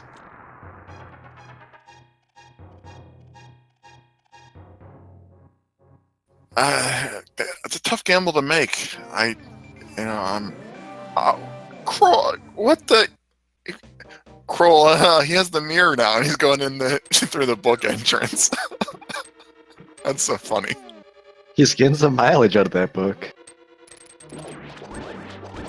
It's like being a college student, buying a brand new book for a class that costs like $100, and you know, at the end of the semester, you're gonna have to sell it back and get only like $10 back.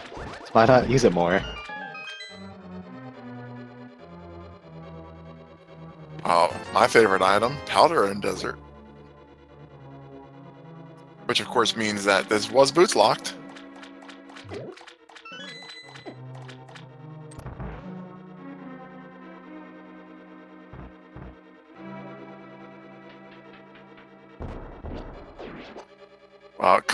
Khanster's, so that would work well for Khanster. I mean, he's gonna get the boots, which we know are absolutely required, and swamp had to be done before desert. If he skips left side swamp, he's gonna save another 2 minutes of time. Yeah, there are 3 items on the left side, so I can see him also going back in for it. Which makes sense now, like looking back at what Crrool did.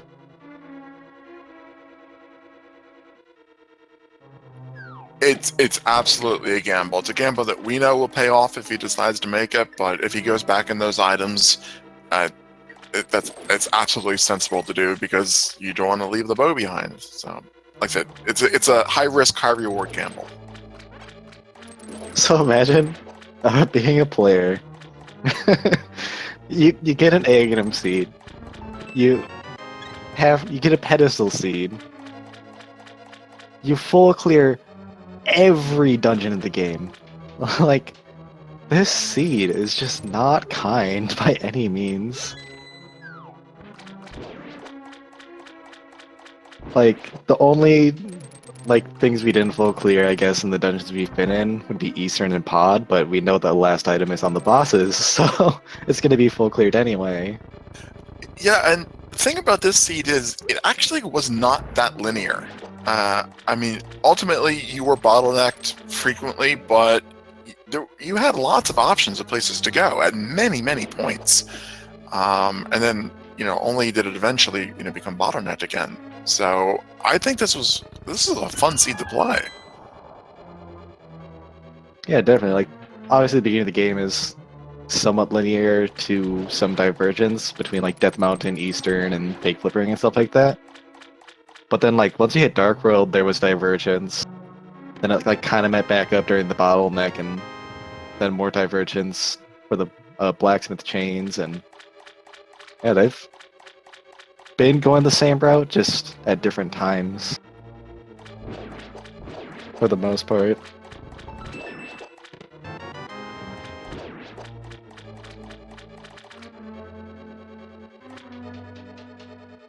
Land Mode 2, you got a Fire Rod, you got a Gold Sword, you got Silvers. It's like, how do you choose his demise today? Ugh. I'd probably go with the not Silvers option at this point.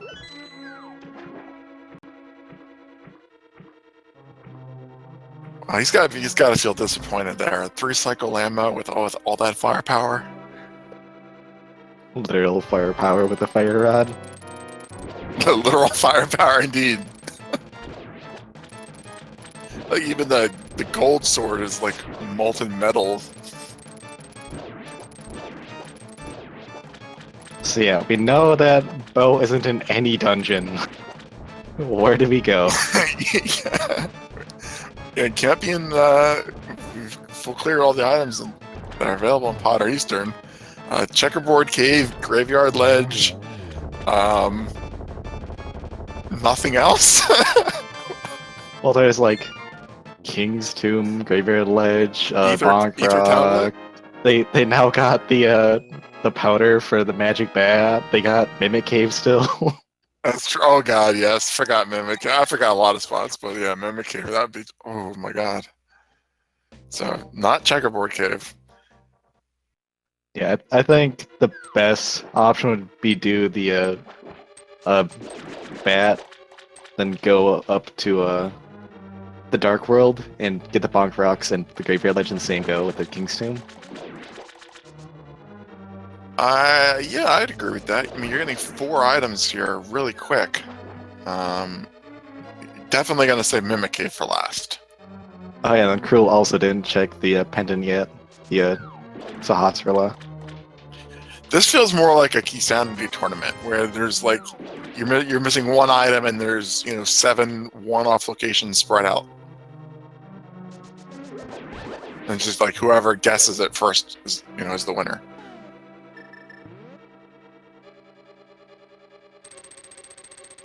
Well, we're narrowing down locations. So it is a little bit of a shame to see Khanster going back in here. This, skipping Cold Stare, that was a big gamble for not a lot of time savings, because it saved him. I mean, it would have saved him 30 seconds if it had paid off because he was already there. This, on the other hand, is a big gamble, but has big time savings that comes with it. Yeah, 3 items for a couple minutes of time. Still looking for the bow. It's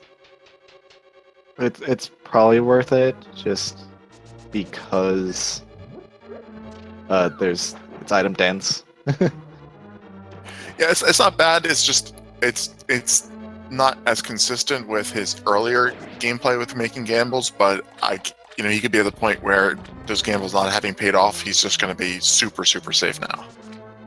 Yeah. Well, 4 locations left. 25% chance it's in Mimic Cave. Or 5 for Crrool, because he hasn't checked pendant, but we know. We know.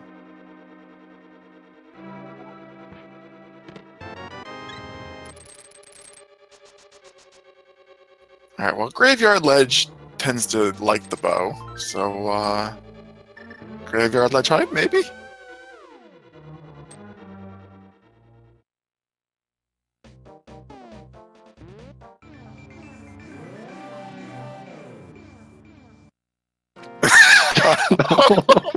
Nope.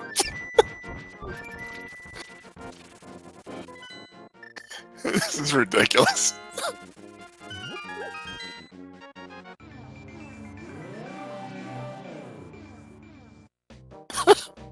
On 1 in 3 chance. King's Tomb. Oh my god! It's on Death Mountain. Well, Oh my god! It's Mimic Cave. Mimic Cave. Or with the Ether. mushroom. Ether. Mimic Cave with the mushroom. And an Ether tablet. We didn't check Ether tablet. Oh my god. He's gonna turn in his pendant. This is I've never seen anything like this. This is gonna be like a 230 seed at the 3-2 bracket.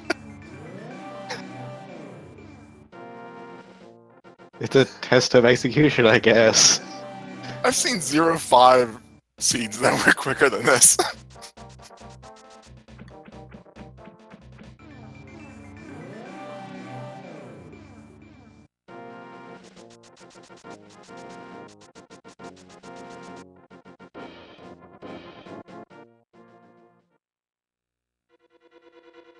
Man, I'm seriously curious what's on Crrool's mind at this point. Just this entire thing. I think if we tuned into their individual streams and they had mic audio on, it would just be all profanity at this point.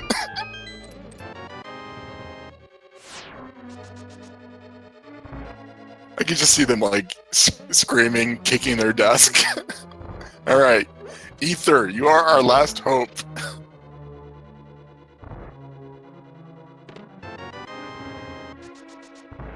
Moment of silence. And- Oh my god! Mimic Cave! Mimic Cave! Turtle Rock double dip required. Oh man. And he's not even thinking of Mimic Cave.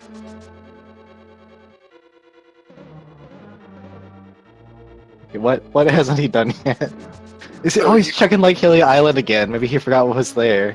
So you had to go to Turtle Rock to get Ether to and what was the Meyer progression? Uh Meyer was the progression, the pendant, to get Mirror, to get Boots, or the mirror. I get the mirror would have unlocked the bow directly, but still a double dip Turtle Rock mandatory. He's checking the library just in case he forgot what was there. Yeah, 2 hours in. If you don't remember what's there. This is time for Khan to catch up a little bit if he remembers, depending on how much time Crrool spends on this. But is he fluting the 1? Is he accepting his fate? Oh, please don't tell me he forgot about Mimic Cave. I think we're okay. Yeah, that can be brutal. If you just think you forgot something, that's so stressful. 2 hours in. Yeah, especially with a major item in the bow. It's was Bo in Blindside and I forgot to open a chest this whole time? Oh, I've seen something like that happen before to another runner. where a hammer was in the back of Blind's hut and they opened up the wall but didn't check the chest.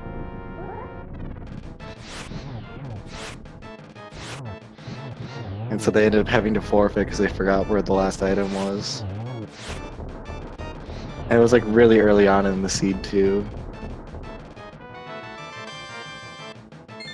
Unfortunately, Bumper Cave didn't have anything. It only had a single rupee, I believe, so don't have to worry about getting the cave for that push quest.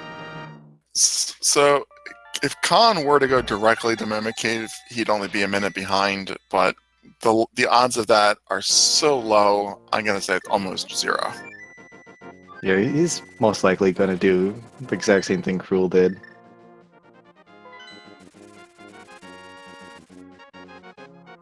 Yeah, Mimic Cave is just absolutely the wrong play to make at this point, with the knowledge that they have.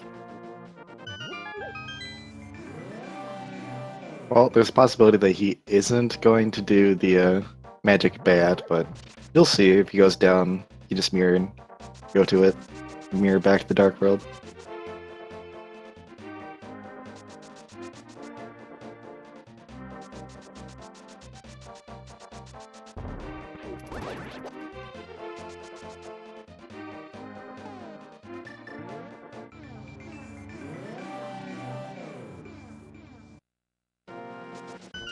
Yeah, I'm with Chad on this one. I'm hoping for a mushroom in Mimic Cave. Yeah, at this point. It's only going to cost an extra 15 seconds, but yeah, let's just do it for fun. There's an extra flute to go over there. It didn't even... Crrool switches the bombs to open that up. Oh, it's already opened. You need the mirror first and then bomb hit.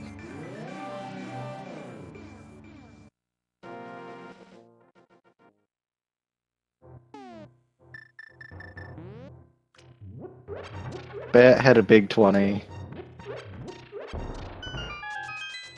Alright, Mimic Cave, moment of truth. Bow, mushroom. Mushroom. It's the bow.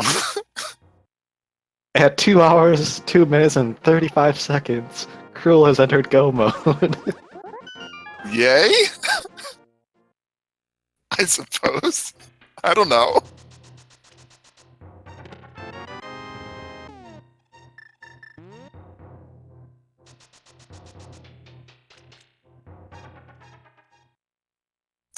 Yeah, what's with this seed? It's so kind, so generous, giving out all of these items in a mere 2 hours and 2 minutes.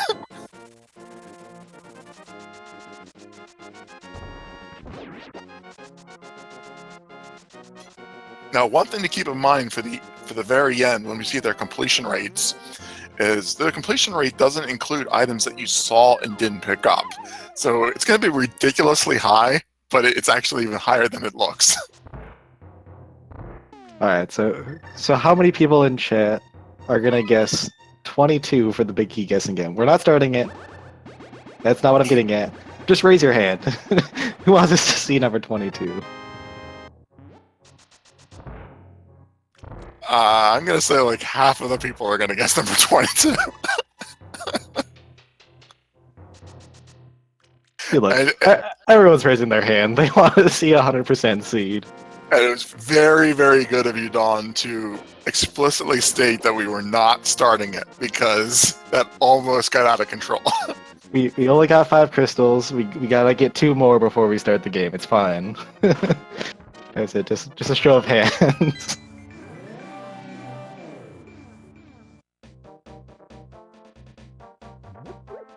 I wonder if any of these will make the gamble into Tyler Room first after seeing this. I wouldn't, but you know, it's who even knows at this point. So, chat saying I like this. Don Roller, is this an interaction race where chat trolls the racers? All races, chat trolls the racers. The racers just don't know about it. Yeah, not until they rewatch the race and see chat.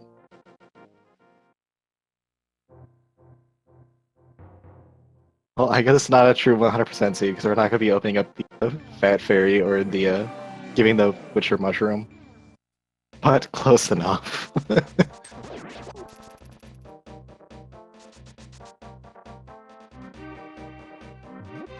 So I'm curious where Khanster's. Oh, he's gonna check the tablet now.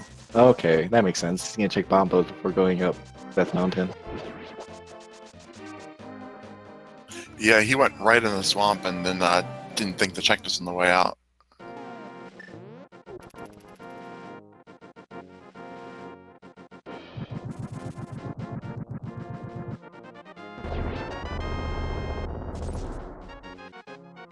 I can't believe like they still have yet another dungeon to complete after this, and then Old Cannon's Tower.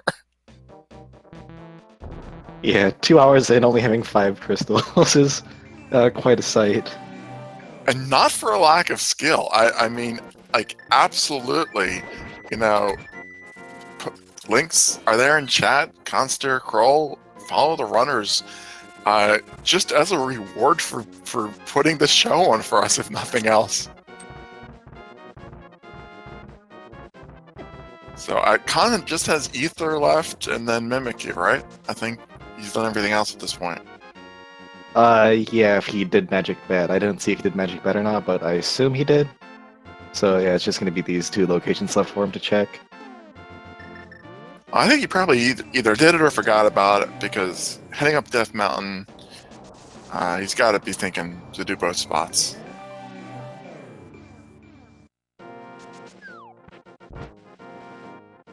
Although Crrool checked Ether and then left.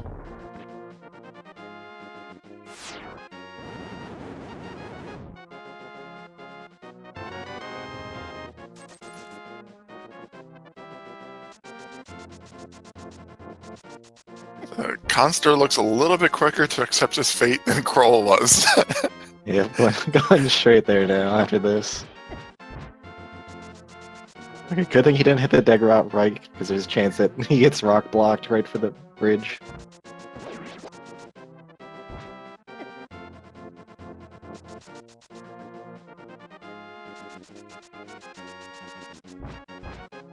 Yeah, this isn't like a lack of skill for the time, like you said. They both played very well. If anything, it's just a few gambles made a difference here. Absolutely, like a lot of people, I spent a lot of time, watching the AAA runners on their own channels, and I'm hard pressed finding a runner that I think could have done this in less than like 150. It was just, you just had to go to so many spots, and the only mistake I would say that if you even wanted to stretch would be Khan's skipping Cold Stare, given how close he was to it.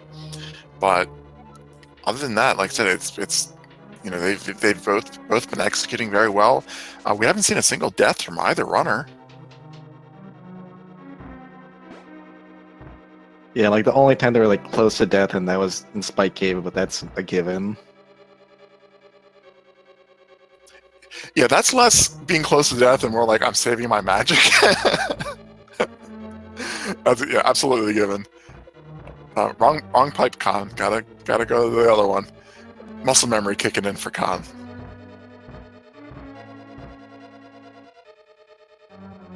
Yeah, it's been really like safe, healthy seed, red mail early, tons of hearts early. They gave him a blue potion early.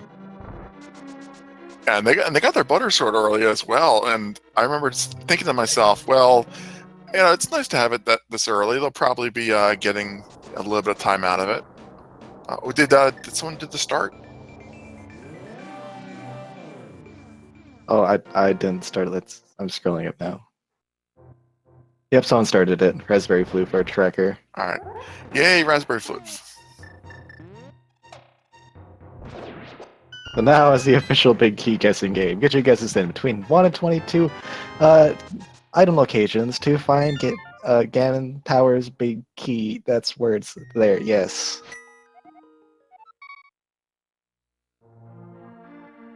I'm going to have to do 22. I have no choice. I have to do it. I'm seeing a lot of like 20s, we see a lot of 1s. See some 21s. You're great, chat.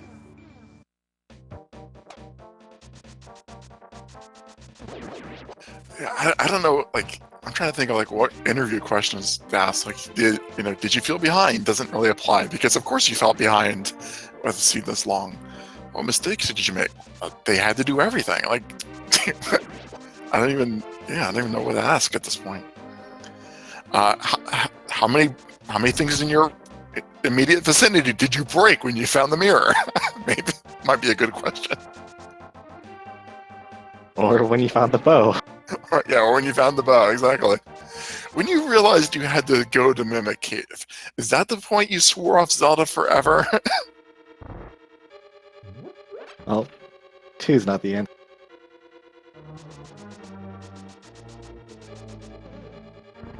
What kind of seed were you expecting when you signed up for this race?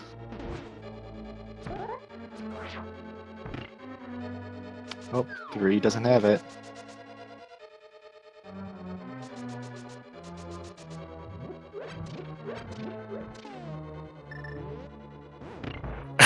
Crrool's still missing 2 items. No cape, no bug net, and mushroom.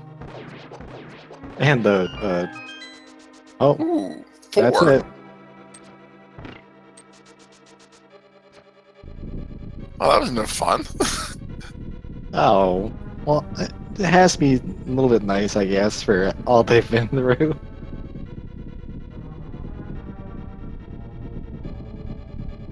So, come on, chat, stop scrolling so I can read this. Don Peary. It's going by too fast. GG's on guessing the closest guess.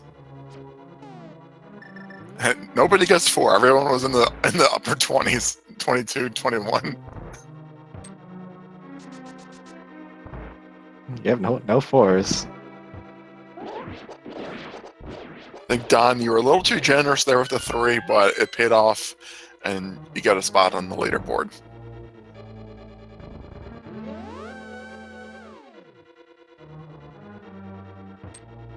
That was nice. Only 1 spike inside the blocks.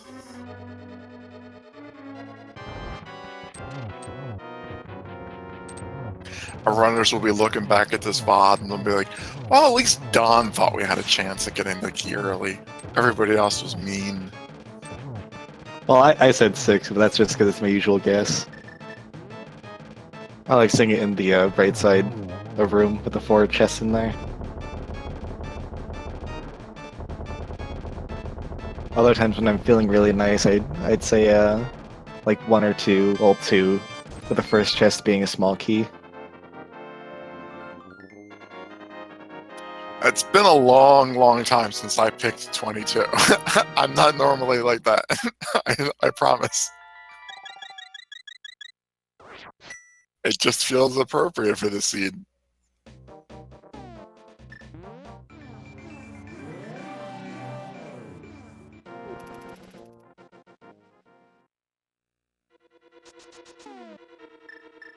Good thing is the powder. Can powder this bunny beam here. Get his health back. That's great to do when you have the gold sword and you can get all 3 of those in one's initial spin. Ooh, with that little Medusa messing up his spin slash. That thing is just pure evil. I don't know who put that in there, but I hope their career was short. Yeah, like imagine like being the designers. Like, how do we make this the second Landmo fight even tougher? Ice floor? Nah. We already used that for Armos. Yeah, how about we just put a fire shooter in? Yeah, I think like a 4th landmine would have been okay. Oh yeah, just having them jumping all around, little chunks of earth flying through the room. But for some reason, that just one little fire shooter messes up so much. And even with the fire shield, like it only works like half the time. Yeah, like you'd be like looking at his direction, but then it'll like the hitbox will register from the bottom, even though you're looking left, and still get hit by it or something. Yeah, it like hits your foot or something. I don't know how it works, but it cheats.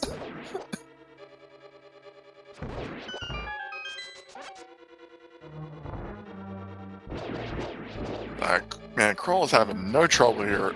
Flew through the gauntlet. Not checking any more items. I don't know what you really need at this point. I mean, yeah, sure, I'll take a net for fun. Net for egging him too. I can see a possibility they only found 2 bottles. If they find a third with like a health potion or a blue potion in it, would be useful.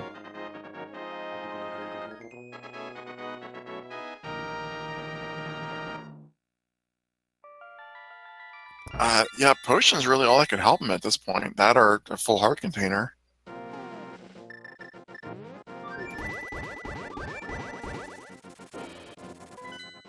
Now Khanster making his way up to Gan's tower. It opens the last chest at 2 hours and 16 minutes. Still opens chests.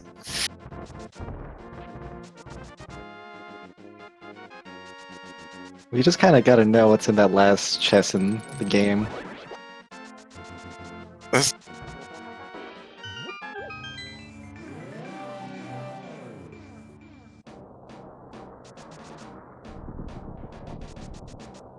Ooh, the little bumper room with the little Helmosaurs.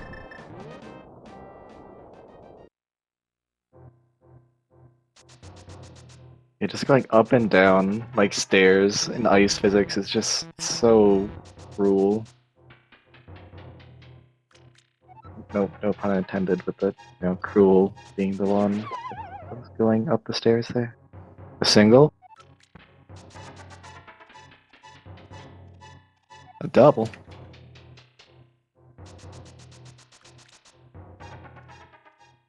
Double. nice. Ah, excellent. I single. get 2 fight. That makes up for the Helmosaur room. Yeah, if you don't immediately go up it, I just like grabbing the Cane of Burn. I just so they just die when you're dashing through. And you just don't take the damage from them, don't get knocked around. Well, Crrool didn't have his hook shot out. He had his. Well, I mean, he had his hook shot out. Normally, you hook shot those guys. Like he had his powder out initially, but then he obviously switched to hook shot because he didn't have her.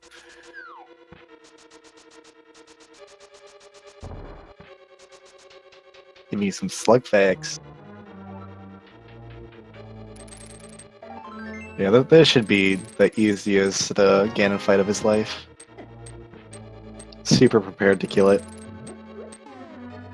Yeah, the stress though. 218 and no one's not done.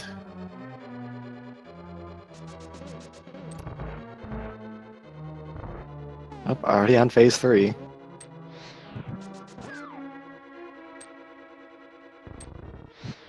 I don't think Khan is going the right side first.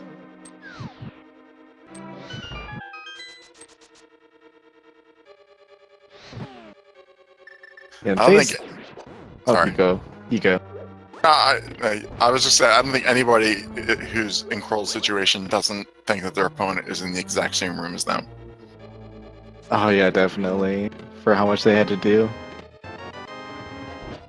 I was gonna say, like, in that third phase, the most annoying thing is those fire bats going around, knocking you all over the place if you don't hit them fast enough.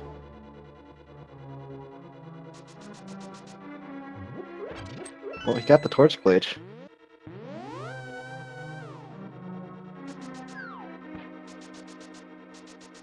Yeah, those bats do a lot of damage. If they hit you, just take your hands off the D-pad. Don't even try to move, and you won't get knocked off.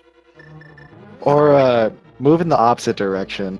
Like, if you're on the right side of the screen there, and if you're getting hit by a fire bat, start moving right, because then it'll knock you to the center of the room instead of off the side.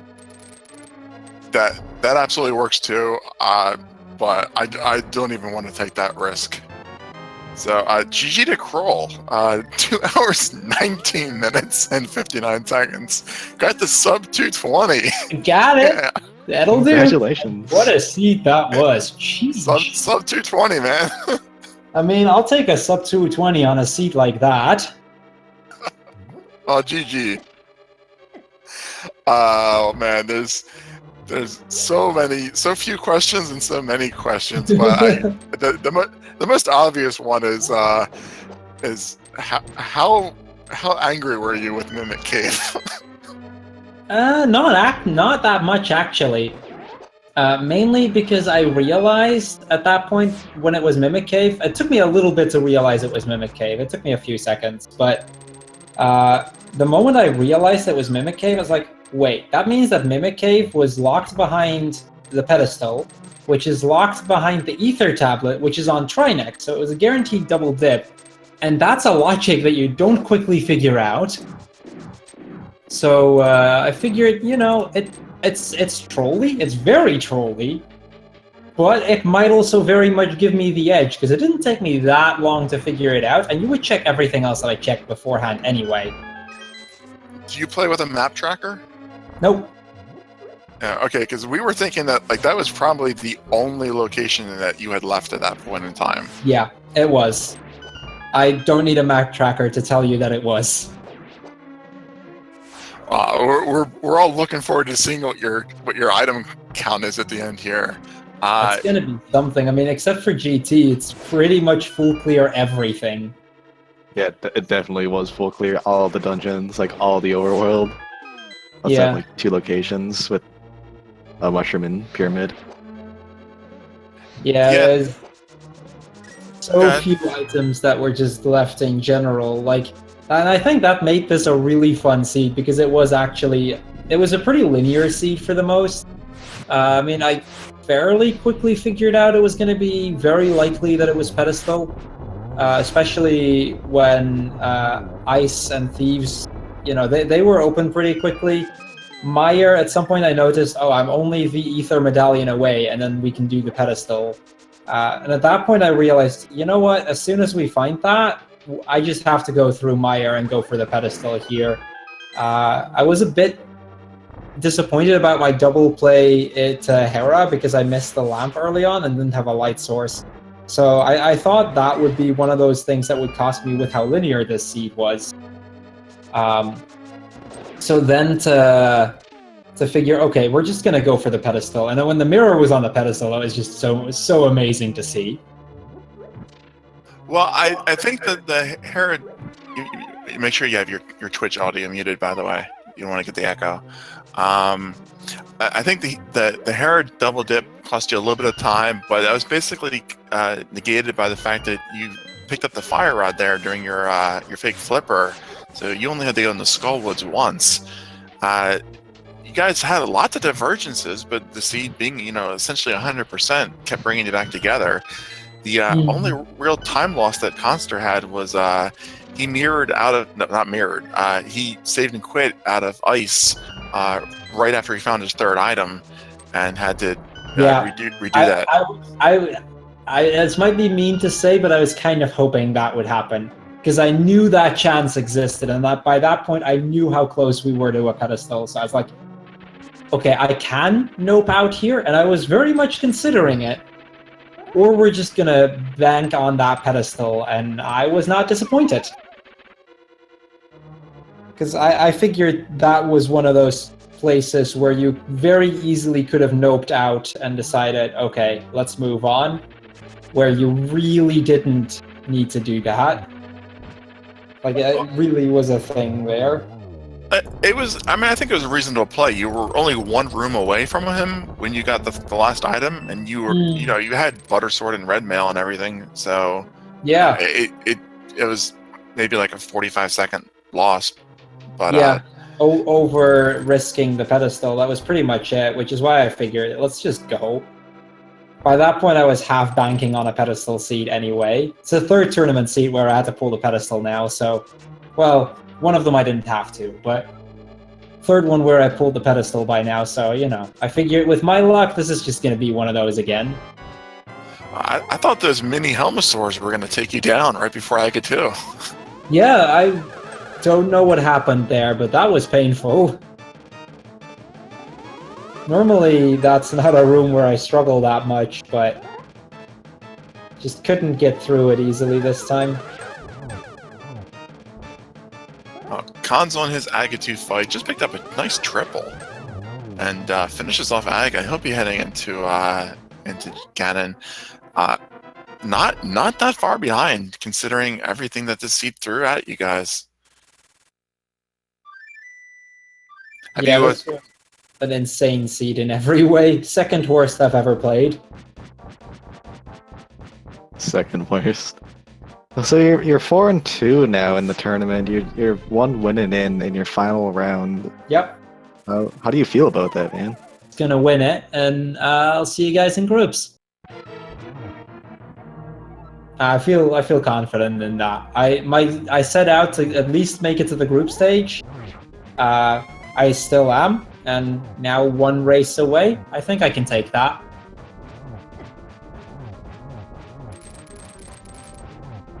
Have you taken a look at the 4-2? Anyone in there that you've previously raced or that you would particularly enjoy racing?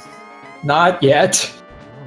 I hadn't even looked at who else is 3-2, let alone the 4-2 already. So no, I haven't looked at it yet. Probably won't. I'll just wait to see who I end up having to face.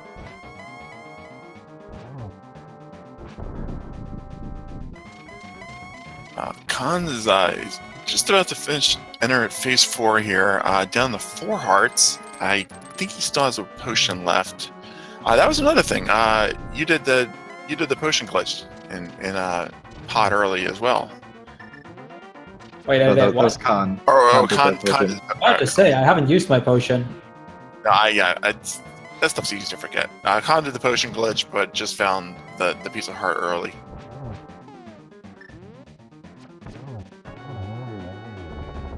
But yeah, I took some gambles that just didn't pay off.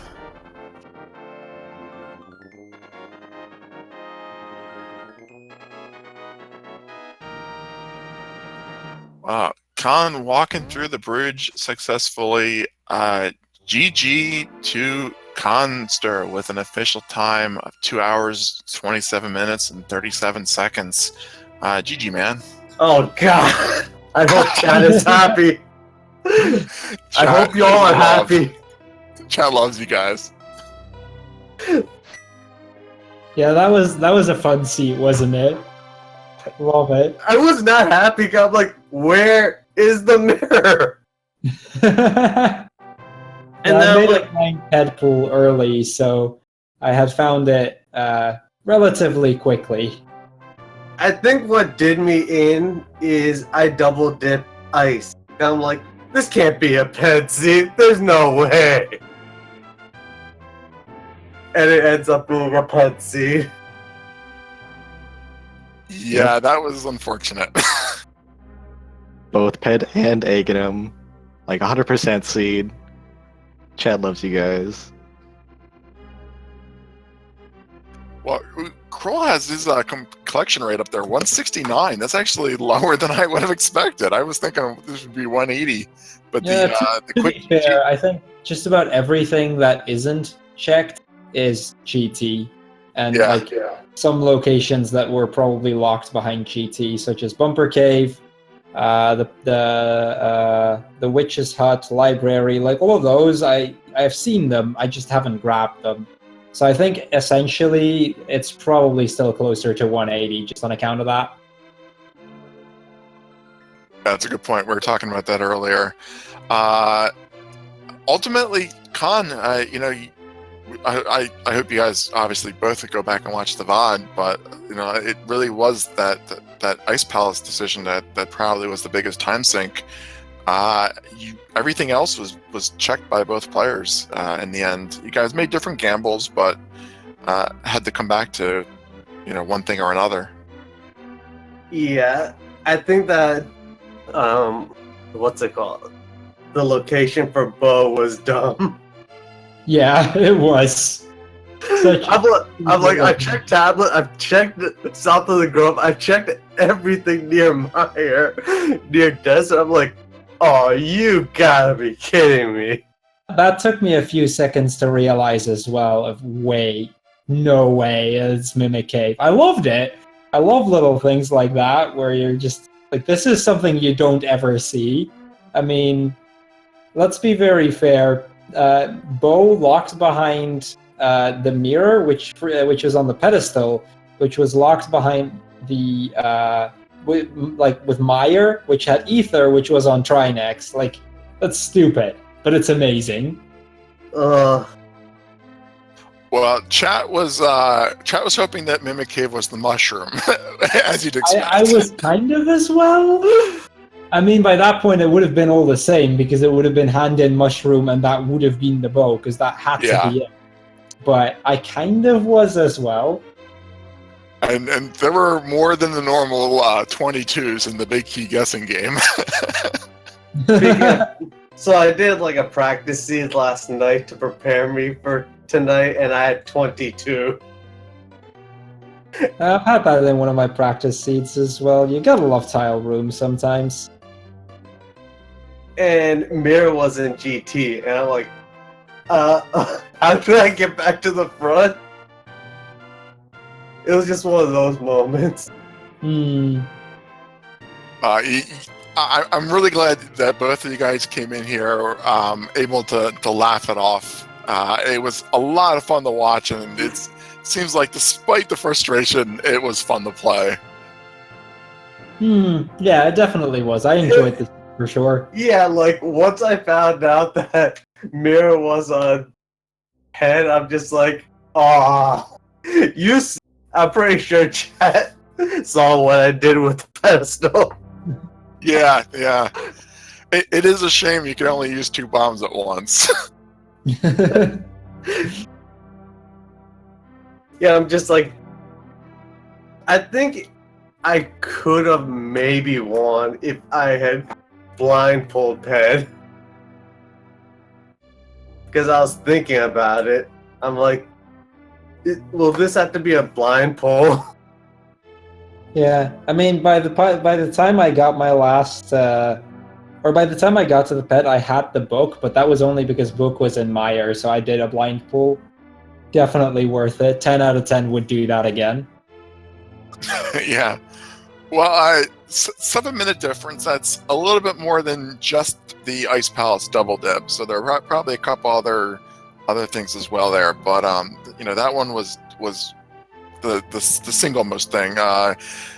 Crrool had the fire rod on his first trip to Skullwoods, so that was a little bit convenient.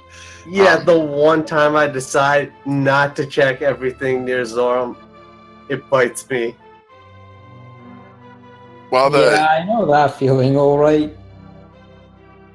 The biggest thing for us was the lack of a glove early on. The first glove being on old Stumpy there.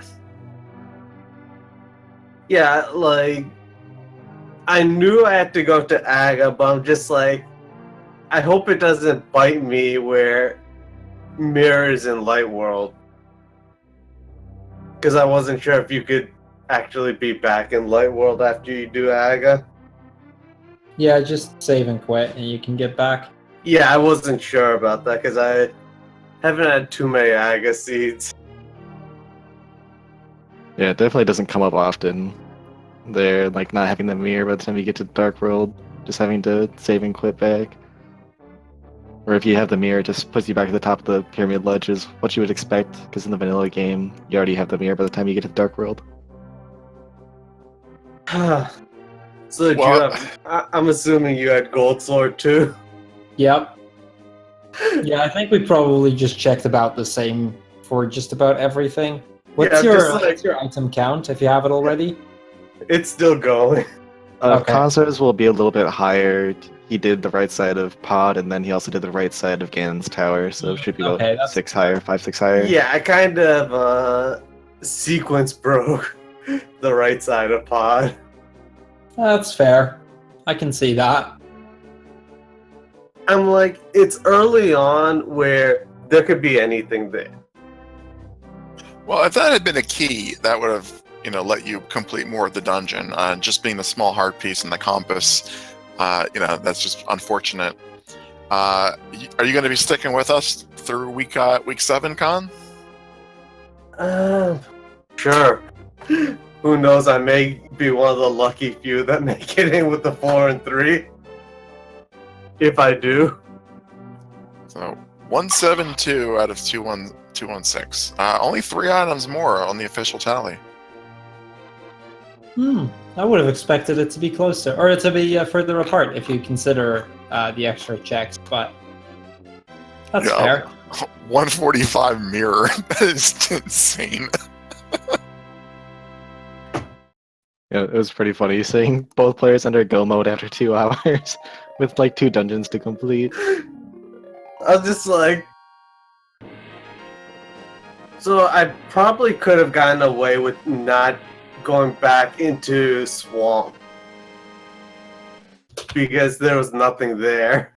Because I checked the big chest and the left side.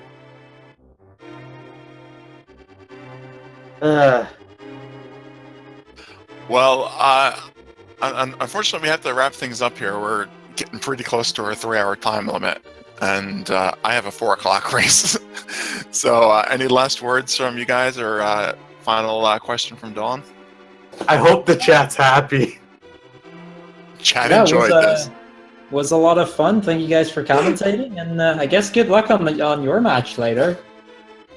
Well, mine's another commentary. I'm done for the week, but yeah. So I'll go ahead and wrap things up there. Once again, absolutely follow the runners, Khanster and Crrool.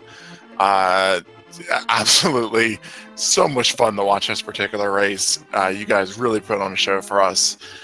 Anyone who's watching who's not playing this already, give it a try for yourself. A lot of people in this particular chat are asking both of you guys for the ROM, so you should expect a lot of direct messages requesting the link to that seed. There you go. That should fix that. And Crrool just posted it, solved that problem there. So anyone else wants to try it out themselves? Yeah, anyone wants to give that one a try? Actually, a pretty good starter ROM, surprisingly. Don Vinder made a good point of that. There are thanks to our tracker, Raspberry Floof, for keeping everyone going and managing the race game there, and my co-com Don Vinder. It's been a true pleasure, man. Thank you. Yeah, thank you for joining me at the comms there. It was definitely a blast. Much fun has been had at this race. Well, final thanks to the Speed Gaming staff. That's it for me, Tiru. And have a good day there. Good night, chat. Later.